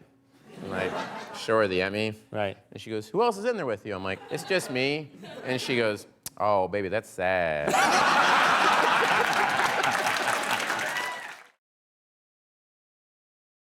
One of the biggest hits in horror, certainly, It, Yeah. which came out about a little over, I think it's a year ago, Yeah. year and a half ago, and you're in the sequel. Yeah, I'm in It too. Yeah. You're in It too. Yeah.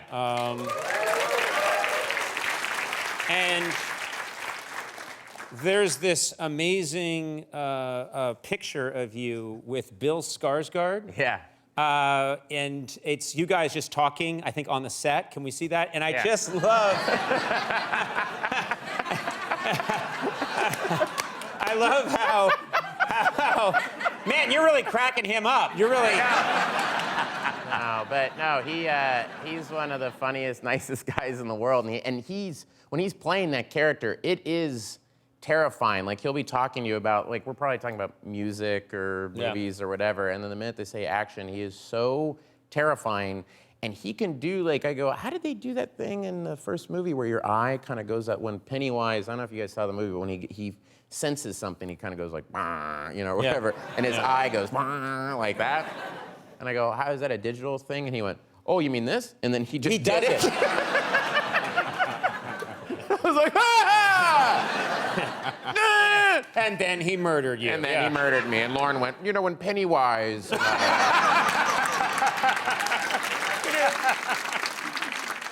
So is this your first horror movie? Yeah, this is my first horror movie. And I'm terrible at acting scared, apparently.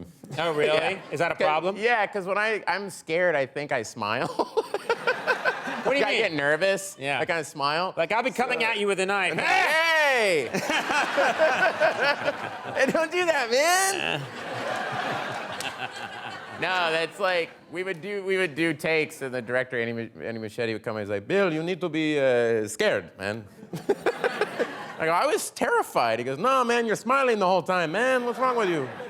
And it's true, yeah. Like I'm like, oh guys, we gotta get out of here. Pennywise is here.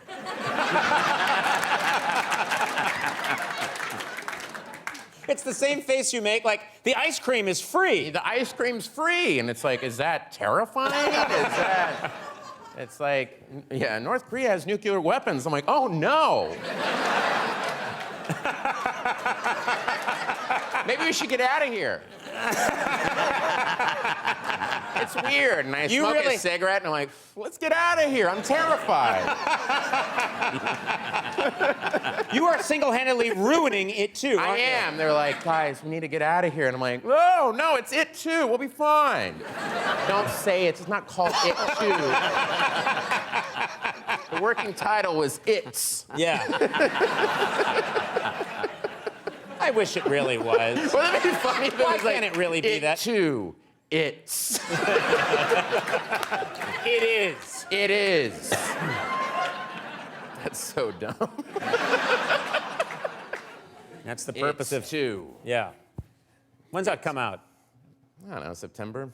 Around Halloween or something? I don't know. Okay. I don't know. It's a Christmas time. It's a movie time. It's a Christmas time movie. Spooky time movie. You know, it's the kid goes to the popcorn, takes his date, and she gets nervous. I mean, all right. I don't know who that guy was. You're terrible at plugging a movie. You and I have something in common. We both owe a lot to Lorne Michaels. Yes. Lorne Michaels gave me my shot, gave you your shot. Yeah. Obviously, iconic, great man. But let's face it, everybody who has worked with Lorne, we're all comedy performers, and we all, when we get together, all we do is our Lorne Michaels impressions. Yeah. And everybody does them. Everybody does them. Everybody does Yours is, I think, one of my all-time favorites because you got the voice down of Lorne Michaels, but you put a particular spin on it. Yeah. You get very specific with yours. Yeah. Fred Armisen pointed out a thing that when Lorne has to name drop, which he does a lot because he knows, like... He knows all of his friends are super famous. Famous. He always kind of rubs his eyes like this. Like he's really put out by the amount of famous people he knows. So we would do a bit, John Solomon and some of the writers with Lorne name-dropping serial killers. He goes to restaurants to hang out and with famous people, and famous serial killers join him. Yeah. So like one would be like, I went to Kansas City with Alec and Marcy to try to get BTK killer off death row.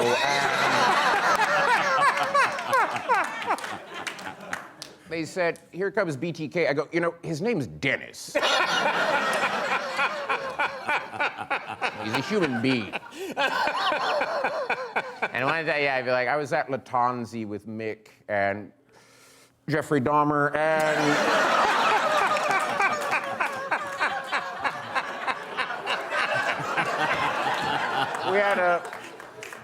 we had this young man was our waiter, and he left, and Jeffrey said, I have to go to the bathroom. I said, yeah, of course you do.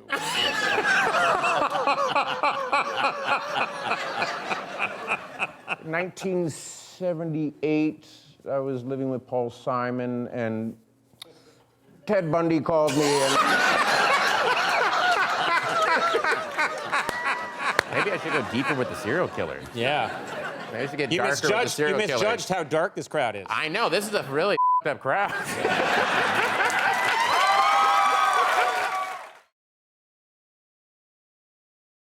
You're required to show emotion, and you cried during a scene, Barry, and I was thinking, you know, that takes real training to be able to do that. Is that something that you knew you could do? No, I'm bad at that.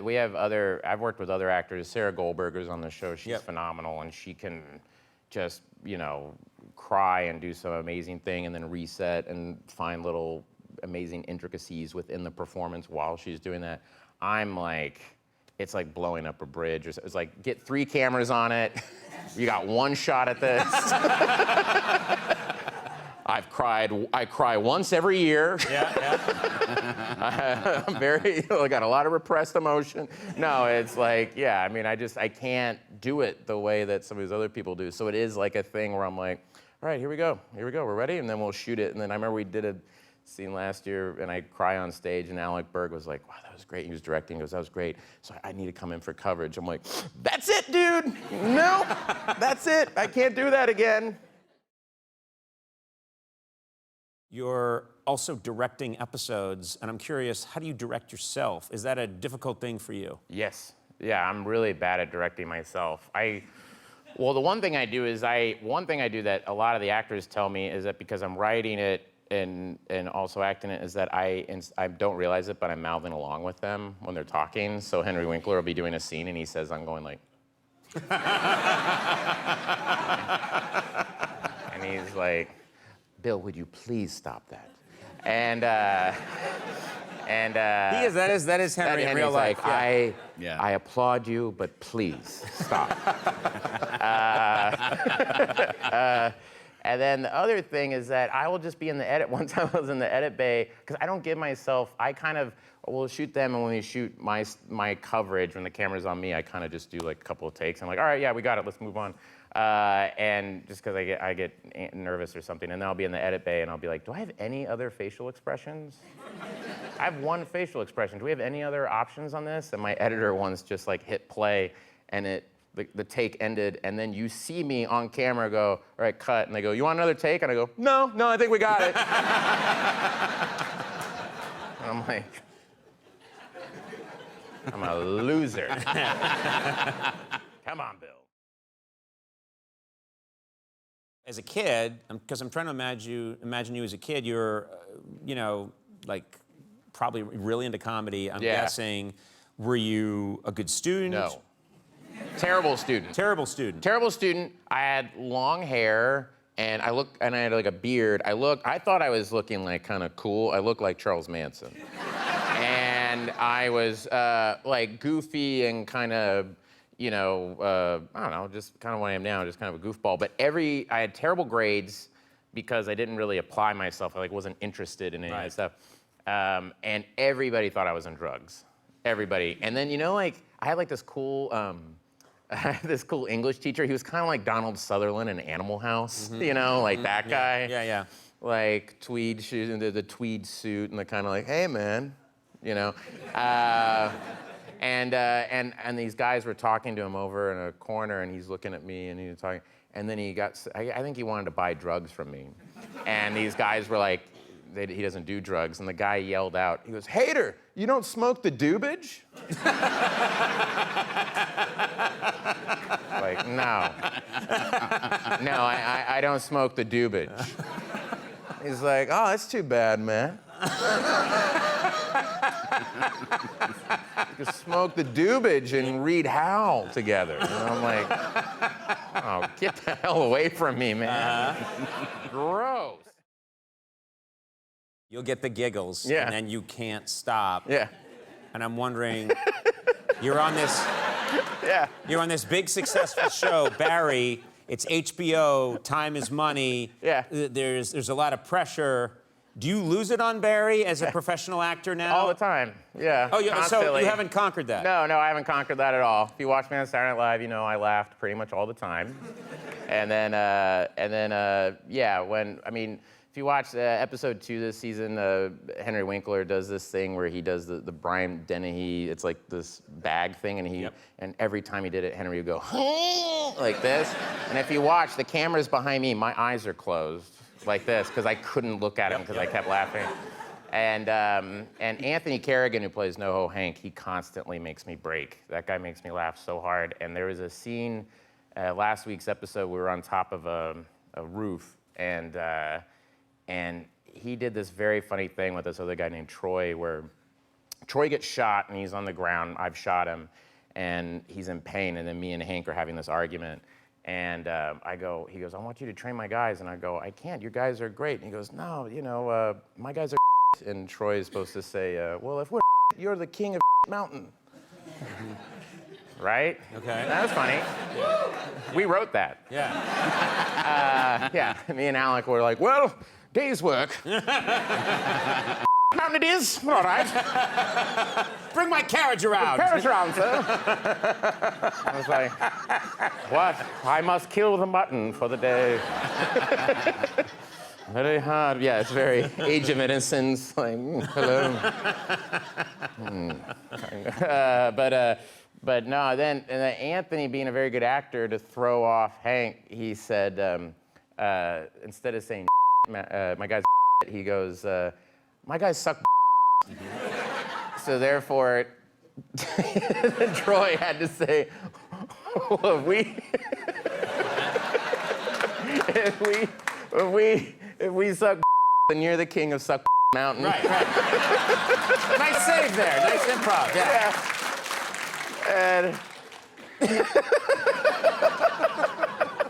And I saw Troy do the math in his head. It made me laugh so hard. He goes, my God, suck. And I could tell that Anthony was kind of doing it on purpose to give something to Troy. He's like, my guys suck. And he kind of like a little smile on his face. Yeah. And Troy going, well, if we suck, you're king of suck. Oh my God, how long did you get the giggles for? What? How long did you? Oh, I laughed the whole time, and it was like 100 degrees on top of this roof, and everybody was like, Bill, get it together. We gotta go. We're all burning up here. And I go, I can't. Just suck this mountain is so funny. You're an incredible film nerd. Yeah. I'm just curious, do other film nerds know that you're a film nerd? Is the word out that Bill Hader's a film nerd? Yeah. Wow, there they are. See, they follow me everywhere. It's like, we found him. Anesthetize him. Anesthetize him. Polanski's take the left. Orson Welles's. They are, yeah, they have a little.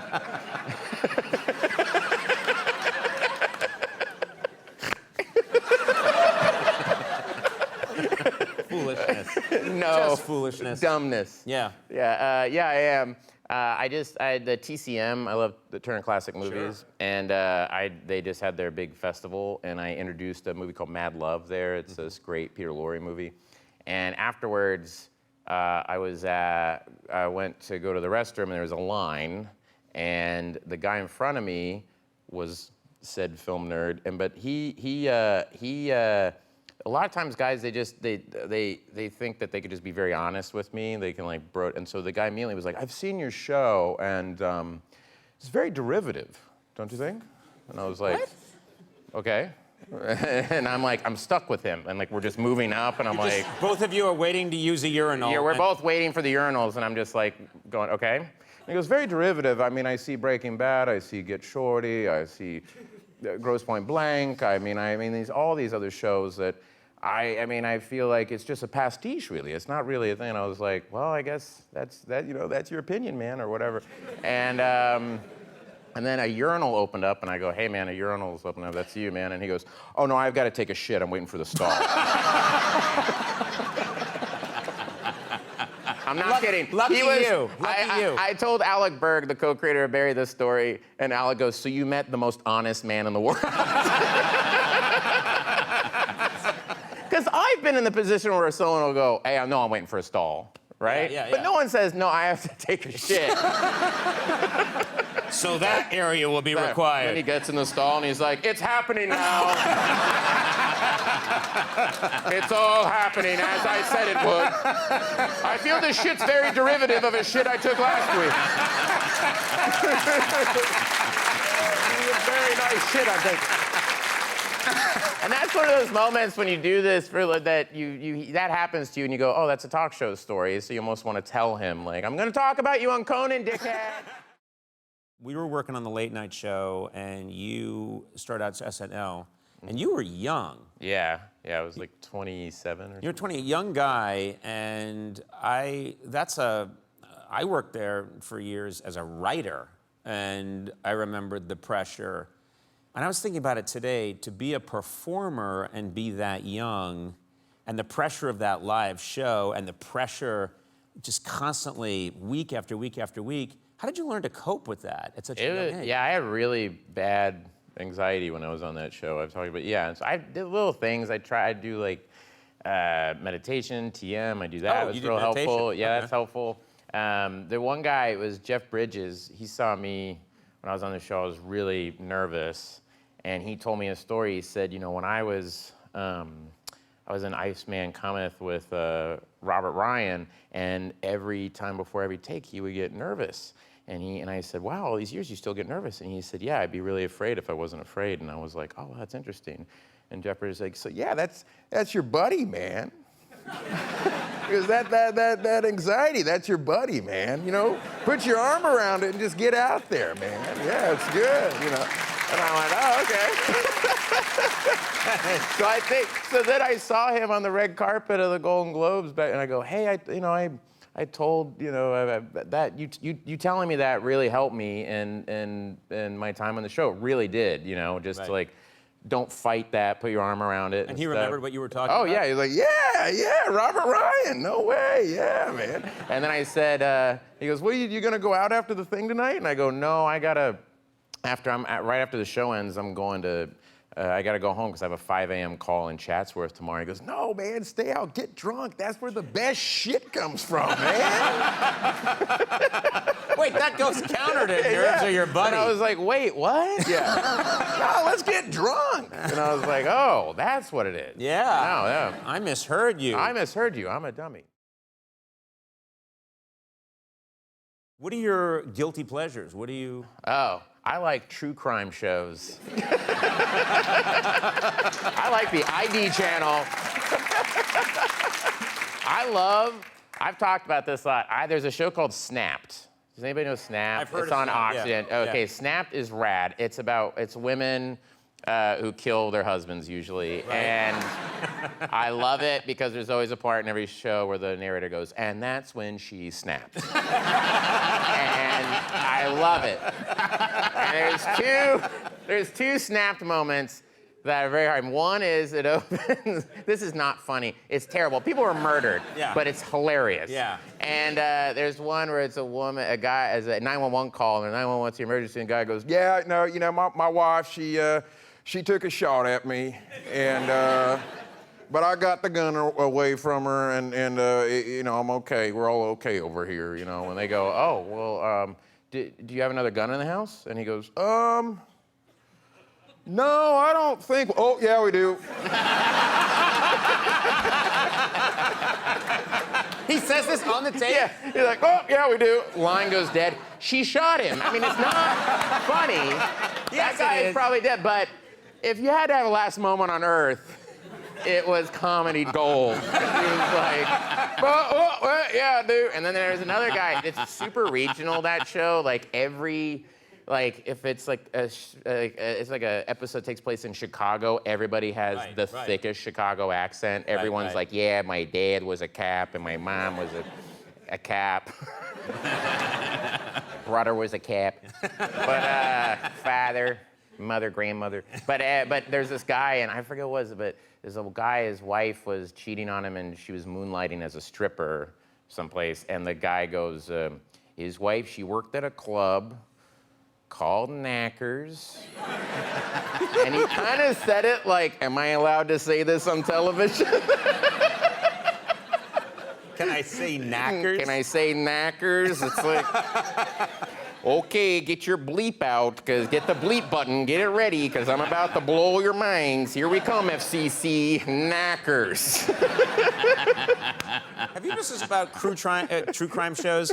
I don't know if you guys have noticed this, but they always have to have the narrative that it seemed like they had the perfect marriage. Yes. Even when yes. it's clear they don't. Yes. Yeah. And so they're always saying they had it all. They lived in a very small trailer home. And it was one of the larger trailer homes. And then you're like, yeah. They had no they had plumbing. they had tried to divorce only twice. And he was about to find work again. It was perfect. But then it all started to go, and you're like, no. They didn't speak the same language. And they lived in a one-room trailer house that was... It was perfect. That was in the bottom of a dump. Yeah, and they always just have the one picture, too. Yeah. It's just the one picture. Watch any true crime show, it's always like, and it's an embarrassing picture, some guy like, she loved Troy. Troy was the looker. And I'm like, you know Troy's in prison or dead or wherever going, come on, I got more pictures of me than that. Come on, guys. I love Snapped so much. All right, let's get the word out on... I love that you're here to promote another show. I know, HBO's like, we don't do Snap, dumbass. Hello. You gave the director a hard time, Andy Muschietti, because you did an impression of him directing the movie while he was directing the movie, to his face. Constantly. Yeah, constantly. That's very belittling to a person. It's like, that's kind of been like, this is how you talk, you know. No, but there is a scene, I don't know if you guys remember at the beginning of the movie where we're drunk and we're having fun, and Andy has this big microphone, and he's going like, all right, now, Bill, dance, get up and dance, like Dirty Dancing, get up like Dirty Dancing right now. And I'm like, what? It's not in the script. So I'm like, Dirty Dancing? He goes, yes, be like Dirty Dancing. Remember, like Dirty Dancing, Patrick Swayze. Be like Patrick Swayze, lifting Jennifer Grey up in the air. And we all lost it. We're like, it's Swayze. You idiot. That'll show him. Yeah. And he went, How dare "All you right." direct me? My guest tonight was, of course, a cast member on Saturday Night Live, and he won an Emmy for his role in his brilliant HBO series, Barry. Please welcome one of my all-time favorite funny people, Bill Hader!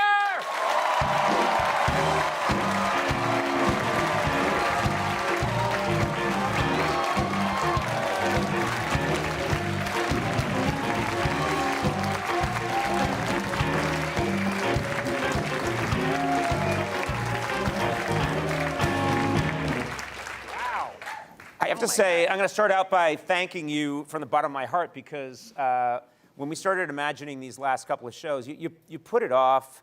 We knew that we were going to wind it down. And then they started to ask me who I'd like to be there. And I said just very few names, and one that was really important to me was Bill, you, man. because That's you're insane. one of the... Thanks, man. Thank you. I've known you for a bunch of years, for so many years, and you're just make me laugh. There's people that make me laugh, and then you just make me laugh to the point where I'm like visibly unsettled. And That's insane. Well, that's crazy for me to hear. You know, my very first time ever on a talk show was your show. And so in 1993, let's all go back there. Do we have to? Yeah, let's go back to 1993.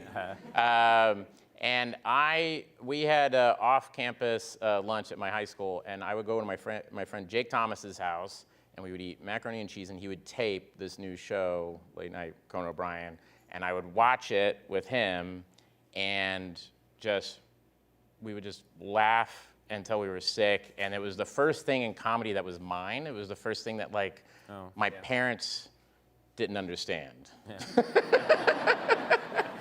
mine still don't understand. Yeah, but my parents didn't get it. But so then when I was like, I got on Saturday Night Live and they said, hey, you're gonna go do Conan. I was freaking out, and it was my first. I didn't sleep the night before. I was like, oh my gosh, this is crazy. And I went out and we did it, and you were horrible to me. Yeah. You were just That's what I do with the young guys. You know, I just try and set the bar. You know, I just let them know. Eye contact. They went to commercial, and you were like, "Oh, big man." Oh, barrel-chested boy. Like, barrel, I was looking at you for help, and you were like, and you were like, barrel-chested man. Yeah. And then I fought you in the parking lot. You Remember? did. I bullied you and I fought you. Yeah, I was walking out to my car, and you went, "Not so fast, barrel-chested man. I'm gonna fight you." And I was like, "You're my hero." You're like, get up, featured player. Get up. You get up. I did this with everyone. You got to understand. Oh, this is I my know, initiation. I heard No, this, yeah. you know, what's interesting is you are so much fun. I've been in situations where I hang around with you and we're supposed to be working and crafting something or making something happen, and we just goof around. And I'm imagining now you're working with Larry David on Curb Your Enthusiasm, and I know Larry must delight in having you around just because you're so much fun. Yes, so I did an episode of Curb for next season, and Larry, he loves old time impressions, so he's like my full-on audience, like my small demographic. When I did Vincent Price on SNL, Lorne Michaels came up to me and he went, "I love this, but why now?"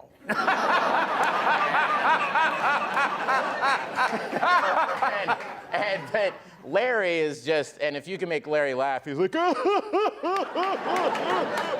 but he loved, like George McCready and all these people, but he loved Burt Lancaster, and And this is probably an impression that a lot of young people don't know, but Burt Lancaster, one of the great film stars. One of the great film stars, and people have been doing impersonations of him forever, but I was a PA on this movie, and the wardrobe guy goes, "You know, I used to work for Burt Lancaster, and I brought him chowder one day." I'm gonna give that a second. Burt Lancaster getting his chowder. Getting his chowder. And they brought him his chowder, and it was in a paper bag. And he said, Burt Lancaster looked in the paper bag, and he stared in there for a long time. And then he looked up, and he went, "Oyster crackers." "You forgot the oyster crackers." And I did that, and Larry went, So I just walked around going, "Oyster crackers." You're a movie buff. What films are you watching these days? I like to watch British crime movies where you can't understand what anybody's saying. Those are my favorite kind.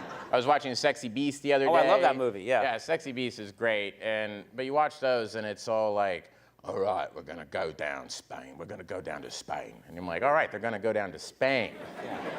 It's like, "Then we're gonna get Gal to do a job." And I'm like, "Hey, all right, they're gonna get Gal to do a job." He's like, "And then we're gonna buff up, but the dog was shit."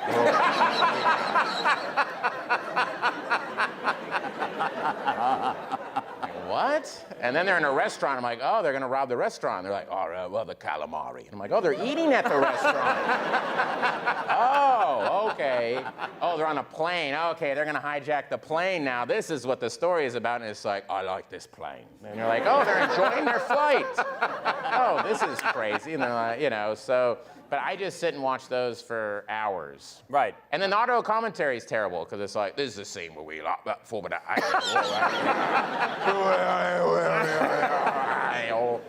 You know, you did it just a second ago, so I have to ask you about it. Everybody who's worked at Saturday Night Live, pretty much everybody does a Lorne Michaels impression. We've all worked for him.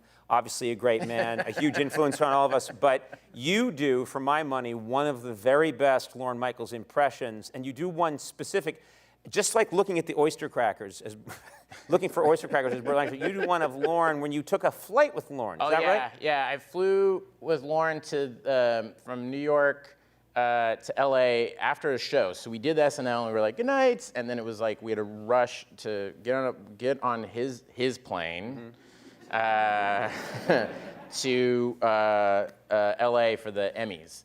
And I was on the plane with Seth Meyers and Fred Armisen, and I go, "I've never been on Lorne's plane before. This is really exciting." And they're like, yeah. "You know what? You should sit in the back with him." And I was like, "Really? Oh, wow." So I sat down with Lorne, and he talks, like, he tells you everything about Saturday Night Live, and it's the coolest thing, but I was so exhausted. and he talked the entire time, and he'd be like, and that man was Chevy Chase. And then you wake up and he'd be like, and Dick Ebersol said, it's really your show. You wake up and it's like, and Ray Charles said they all owe me money. You wake up and he's like, and that's how you grow blueberries in Maine. The sun is coming up. And I'm looking back and there's Fred and Seth sleeping all peacefully. And I'm like, oh gosh, this is gonna be a quiz, Like, now when did Chevy leave, Bill? Yeah. How do you grow blueberries? How do you grow the blueberries? Do you mash them with your feet? That's wine! He can eject you from the plane at any I'm time. like, Yeah. Seth Rogen's coming on the show tomorrow. I know you've worked with Seth a lot.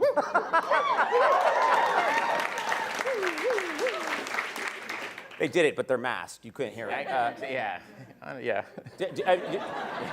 Do you have any impressions of Seth? You must have worked with him a bunch over. I mean, I know you have in many films. And Seth. I remember when we did Superbad. I was like, I like to wear glasses because I used to get.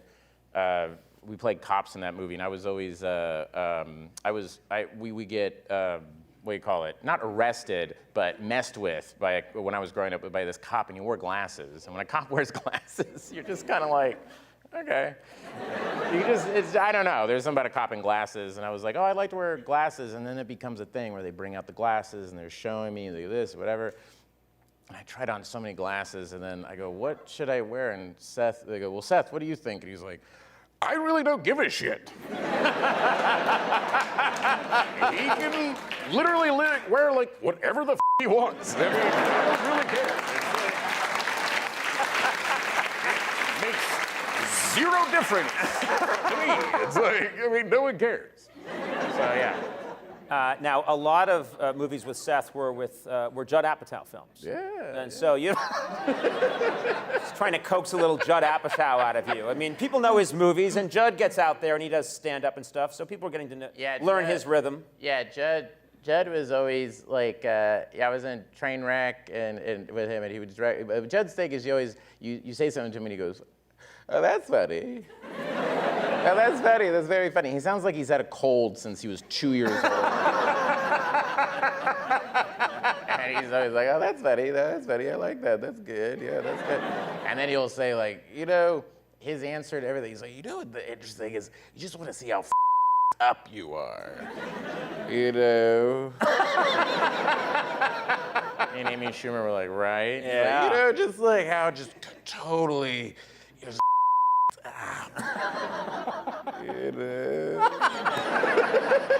Little air coming out of his just mouth. a little air coming out. Yeah, his death rattle will be like, lost it. The death was exactly a. You do an impression that no one does, and he's been with us for so long, and he's such an icon, but no one does him because he's very specific. Alan Alda. Oh yeah, I did Alan Alda. I did more impressions here than my SNL audition. Yeah. What is happening? So far, you're doing pretty well. By the way, when we go to dinner, this is what it's like. I'm just like, more.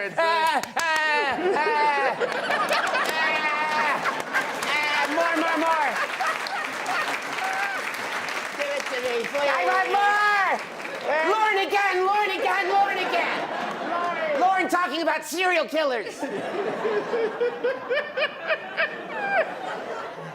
The thing about John Wayne Gacy.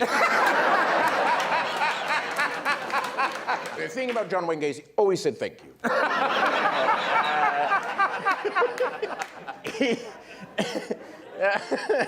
I did Alan Alda. I did auditioning. Colin Jost wrote a sketch where I was Alan Alda auditioning for Biff in Back to the Future.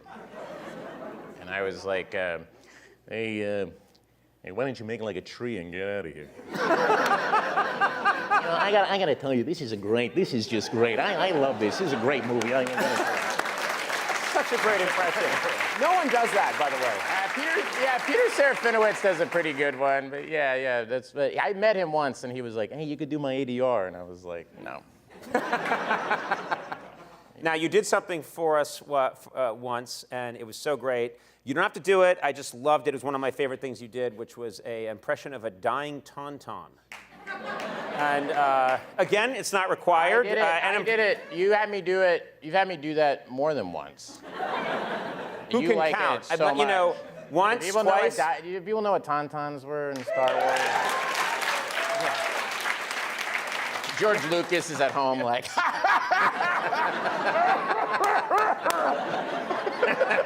More for me! Ah, they know it, all of them there. You see that? They all knew it. They didn't know Burt Lancaster. They didn't know the son of the server. They knew that, didn't they?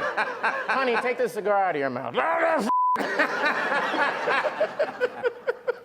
Sorry. But a tauntaun kind of goes like this. And then it goes. And then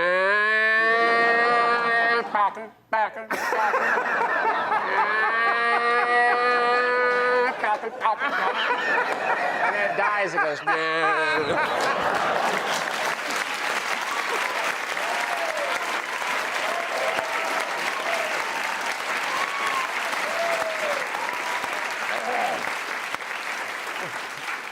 Barry is on HBO.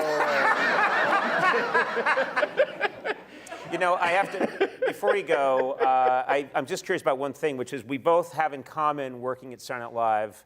I worked there long before you, but I just love, and people always push me for this, but people always ask me, what was the sketch that went terribly wrong when you were there? Oh. Was there ever a sketch at SNL that went so terribly wrong?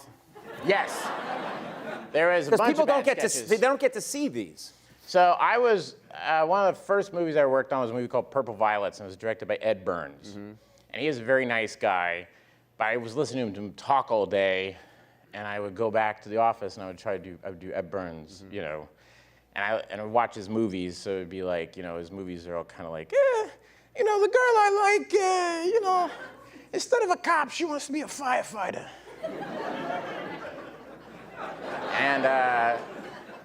And so I'd written this sketch when Paul Rudd had hosted, right. And it was a sketch where it was called Ed Burns Grill Boys, and it was us grilling. Now they didn't. Okay, so and we were like, hey, you know, hey Ma, hey, to pop, you know, we'd do that. And we went out there to do it at Dress, and I did the voice, but Paul, for some reason, would not do the voice. And I don't understand why Paul decided not to do it.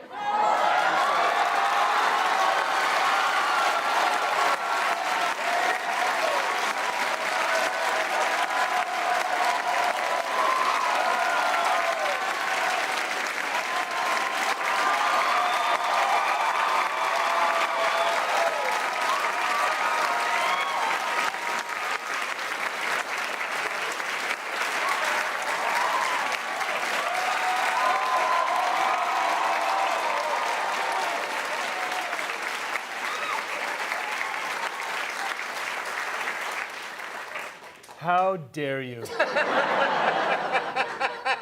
dare you? See? Why didn't you do that? I can do the voice. I did the voice. Well, what happened? You disagree that the sketch... Bill's memory is very hazy. Yeah. Now, I might not be a trained monkey boy like your man over here with the voices.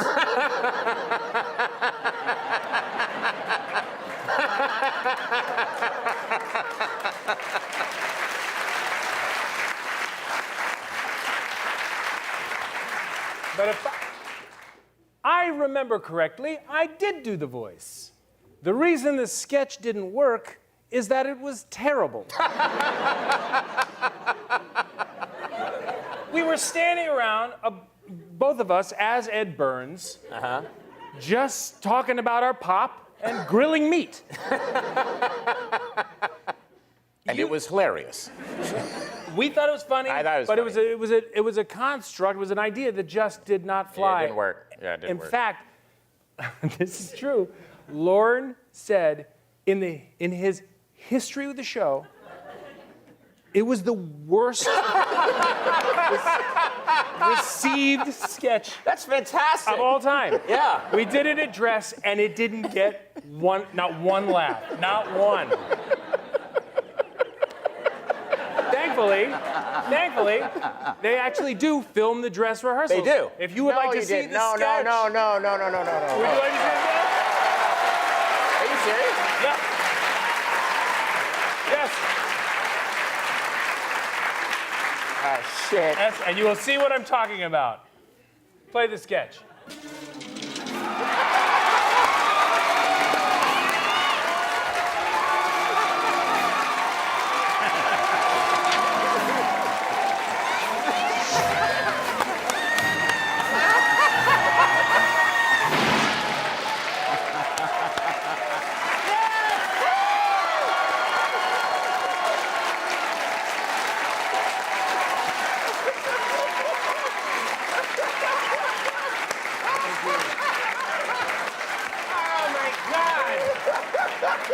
Oh my gosh. So you can see why it bombed. I didn't think. Whoever dies first, you have to do that at the other one's funeral. Yeah. You know what I can't believe is how many years has it been? It's been like 25 years of you coming on the show, and you would never show. You'd always say, "I've got a clip," and you would every time for years. I would be convinced that I would see the real clip because you're such a genuinely nice person. And you would say, no, this movie's really important to me, and I put my own money into this, and I really care about this. And then you pull that shit every time.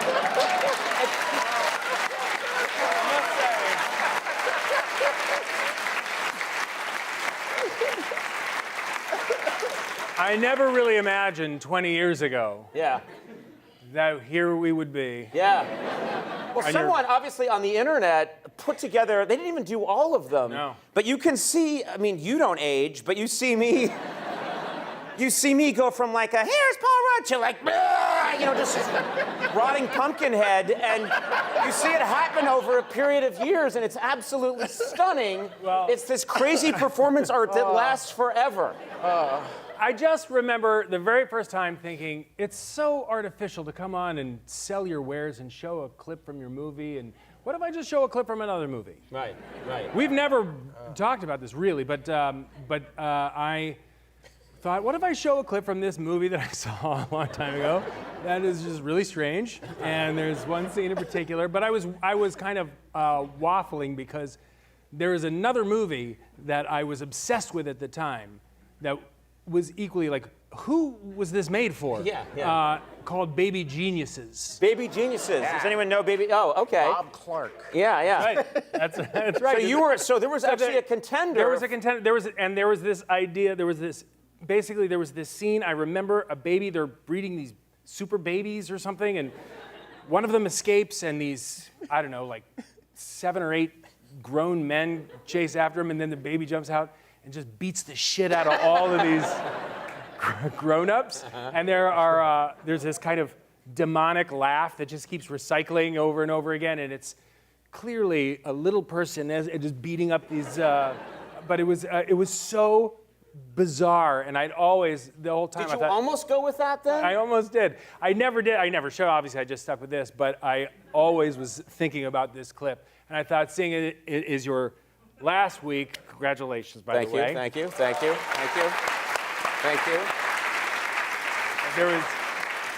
There was no way that I would not come, and I was wondering if it was all right. I could show you the other clip that I was thinking about. I want to see it. Yeah, definitely. Yeah.